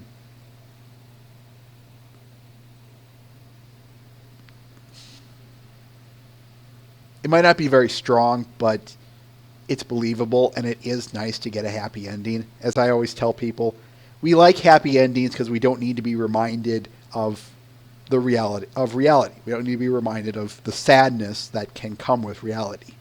But that's another story entirely.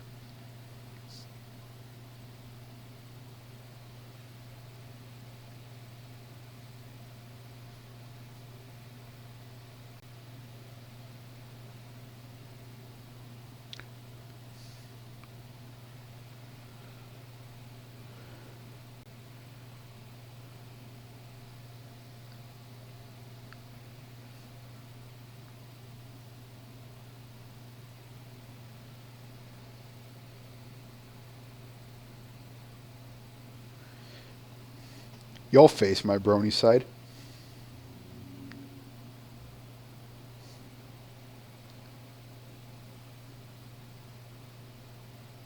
Now, I wouldn't say that, Thunderbolt. In fact, I would say the exact opposite.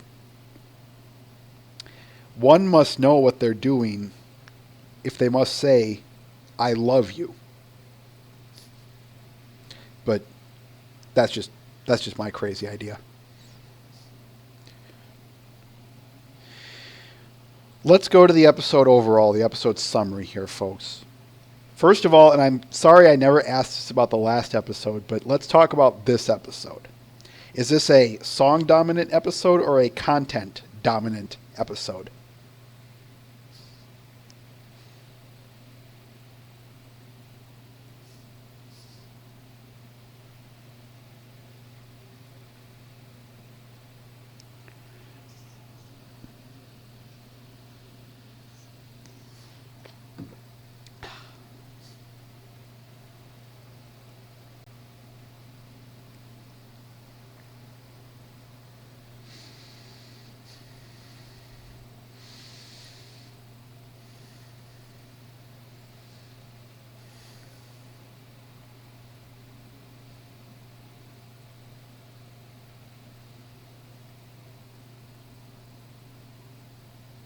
Go ahead, Thunderbolt.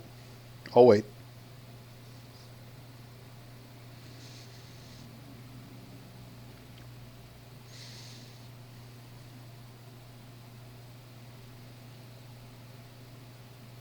Which is why I call it the, which is why I asked that question, is it song dominant or content dominant, Thunderbolt? But yeah. But yeah, I know where you're going with that, and I agree with you.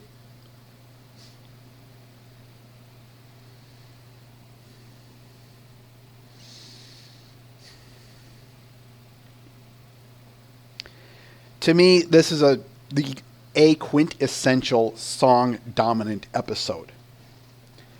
I ask anyone about this, the first thing they're going to say or sing is the Smile song.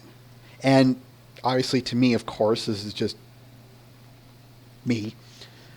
So do I. First thing I think of when I think of this episode, bam, there you go, the Smile song. And the most memorable thing about it, the song as well.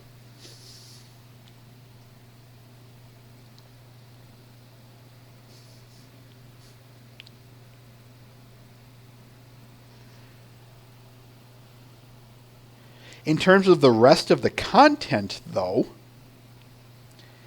to me, nothing really stands out to this episode. And that's especially why I call this one a song-dominant episode. Not only just for those usual reasons of memorability, but just the fact that, as Dark 92 Enigma was pointing out, nothing about this episode to me really makes it stand out. Nothing about it makes me go, woo! In a bigger sense than like with A Canterlot Wedding or the next up-and-coming episode, but we'll get there when we get there. That being said, it doesn't offend me or make me angry. It just does nothing to stand out from me. It's just a very middle-of-the-road, middle ground, rainy day type of episode. And hey, speaking of rainy days, if you have a rainy day, what better an episode to play than the one with the Smile song to it? Tell me I'm wrong, folks. Tell me I'm wrong.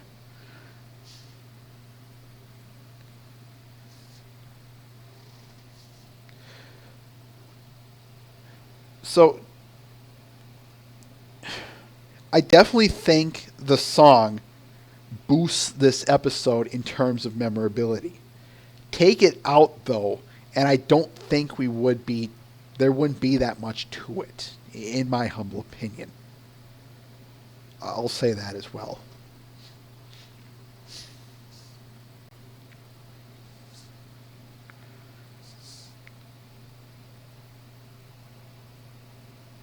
Mr. Ben, I would so watch the crap out of that.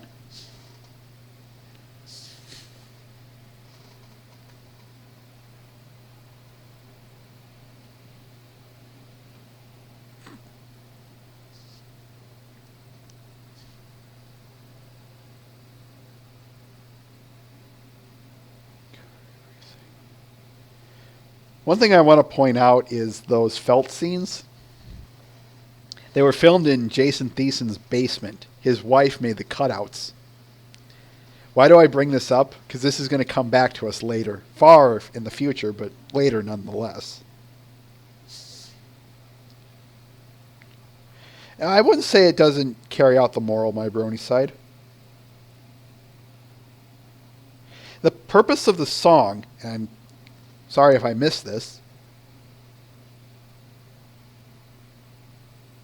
that's most episodes, Matt, but I digress. But going back to my brony size point, the song is a contrast to the rest of the episode. As we discussed, the song is the epitome of Pinkie Pie. It encapsulates her grand character scheme in 3 minutes and 20 some odd seconds. And then there's Cranky Doodle Donkey, who is basically the antithesis, the negative of Pinkie Pie, in the sense of he's very introverted, very self-contained, very inward. I would say introverted. So now it's a case of, yay, I'm happy, Pinkie, and you should be happy too, and here comes the contradiction, the clashing force. So now how do you deal with that? And more importantly, would you carry on the very same themes of the Smile song? Would that be an interesting episode? How could you make a 22-minute episode out of that? They do that already for what it's worth, and heck, most of the time, if you think about it, most stories are based on having conflict to them. So how do you get a story without conflict? Kind of hard to do.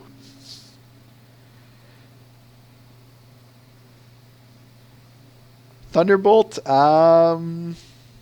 since it'll be a long time before we get there, yeah, it was.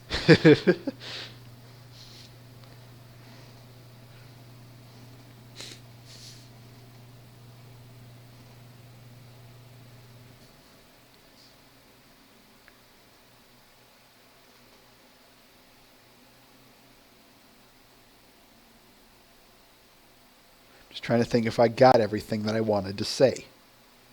Because I felt like I really dropped the ball last episode. But this one, on the other hand, I wanted to make sure I got everything cleaned. And I think I did. So, any last statements about anything, folks? Anything that we've talked about or feel like you need discussing before we wrap this up?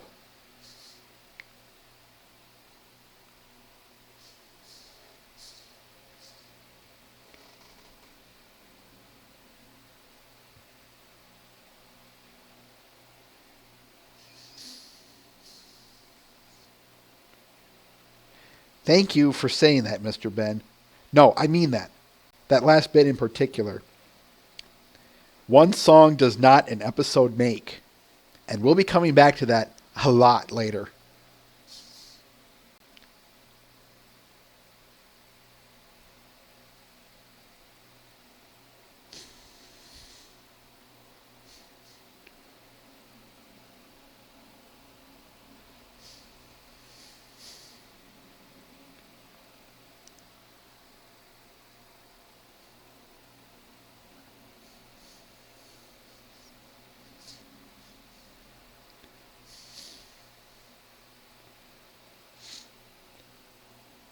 Yankee Doodle went to town riding on a pony.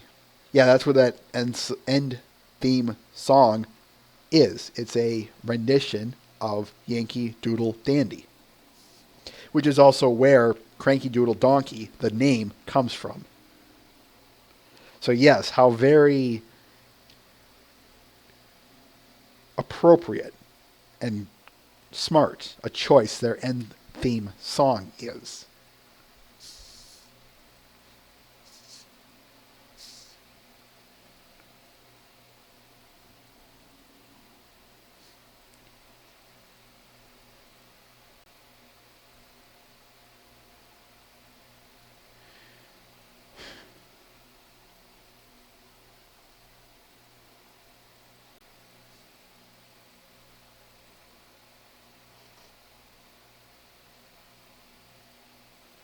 I'll let Mr. Ben state his fact, and we'll wrap it up here, folks.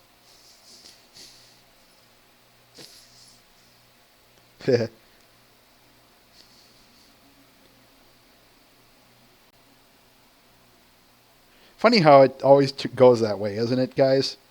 What was once insulting is now a term of endearment, and vice versa.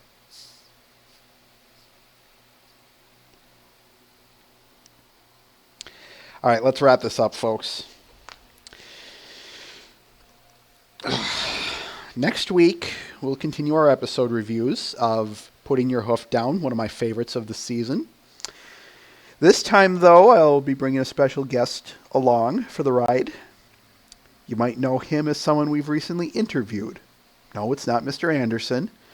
Muffinshire. Muffinshire will be joining me as a co-host for this episode. So stop on by, as I'm sure this one I think we're going to have a lot of fun with, especially since I've got a lot to say about it. So stop on by. In the meantime, we want to thank you all for stopping by. On behalf of Mr. Ben and Twilight is Magic, we'll be seeing you around, folks. Until then, farewell.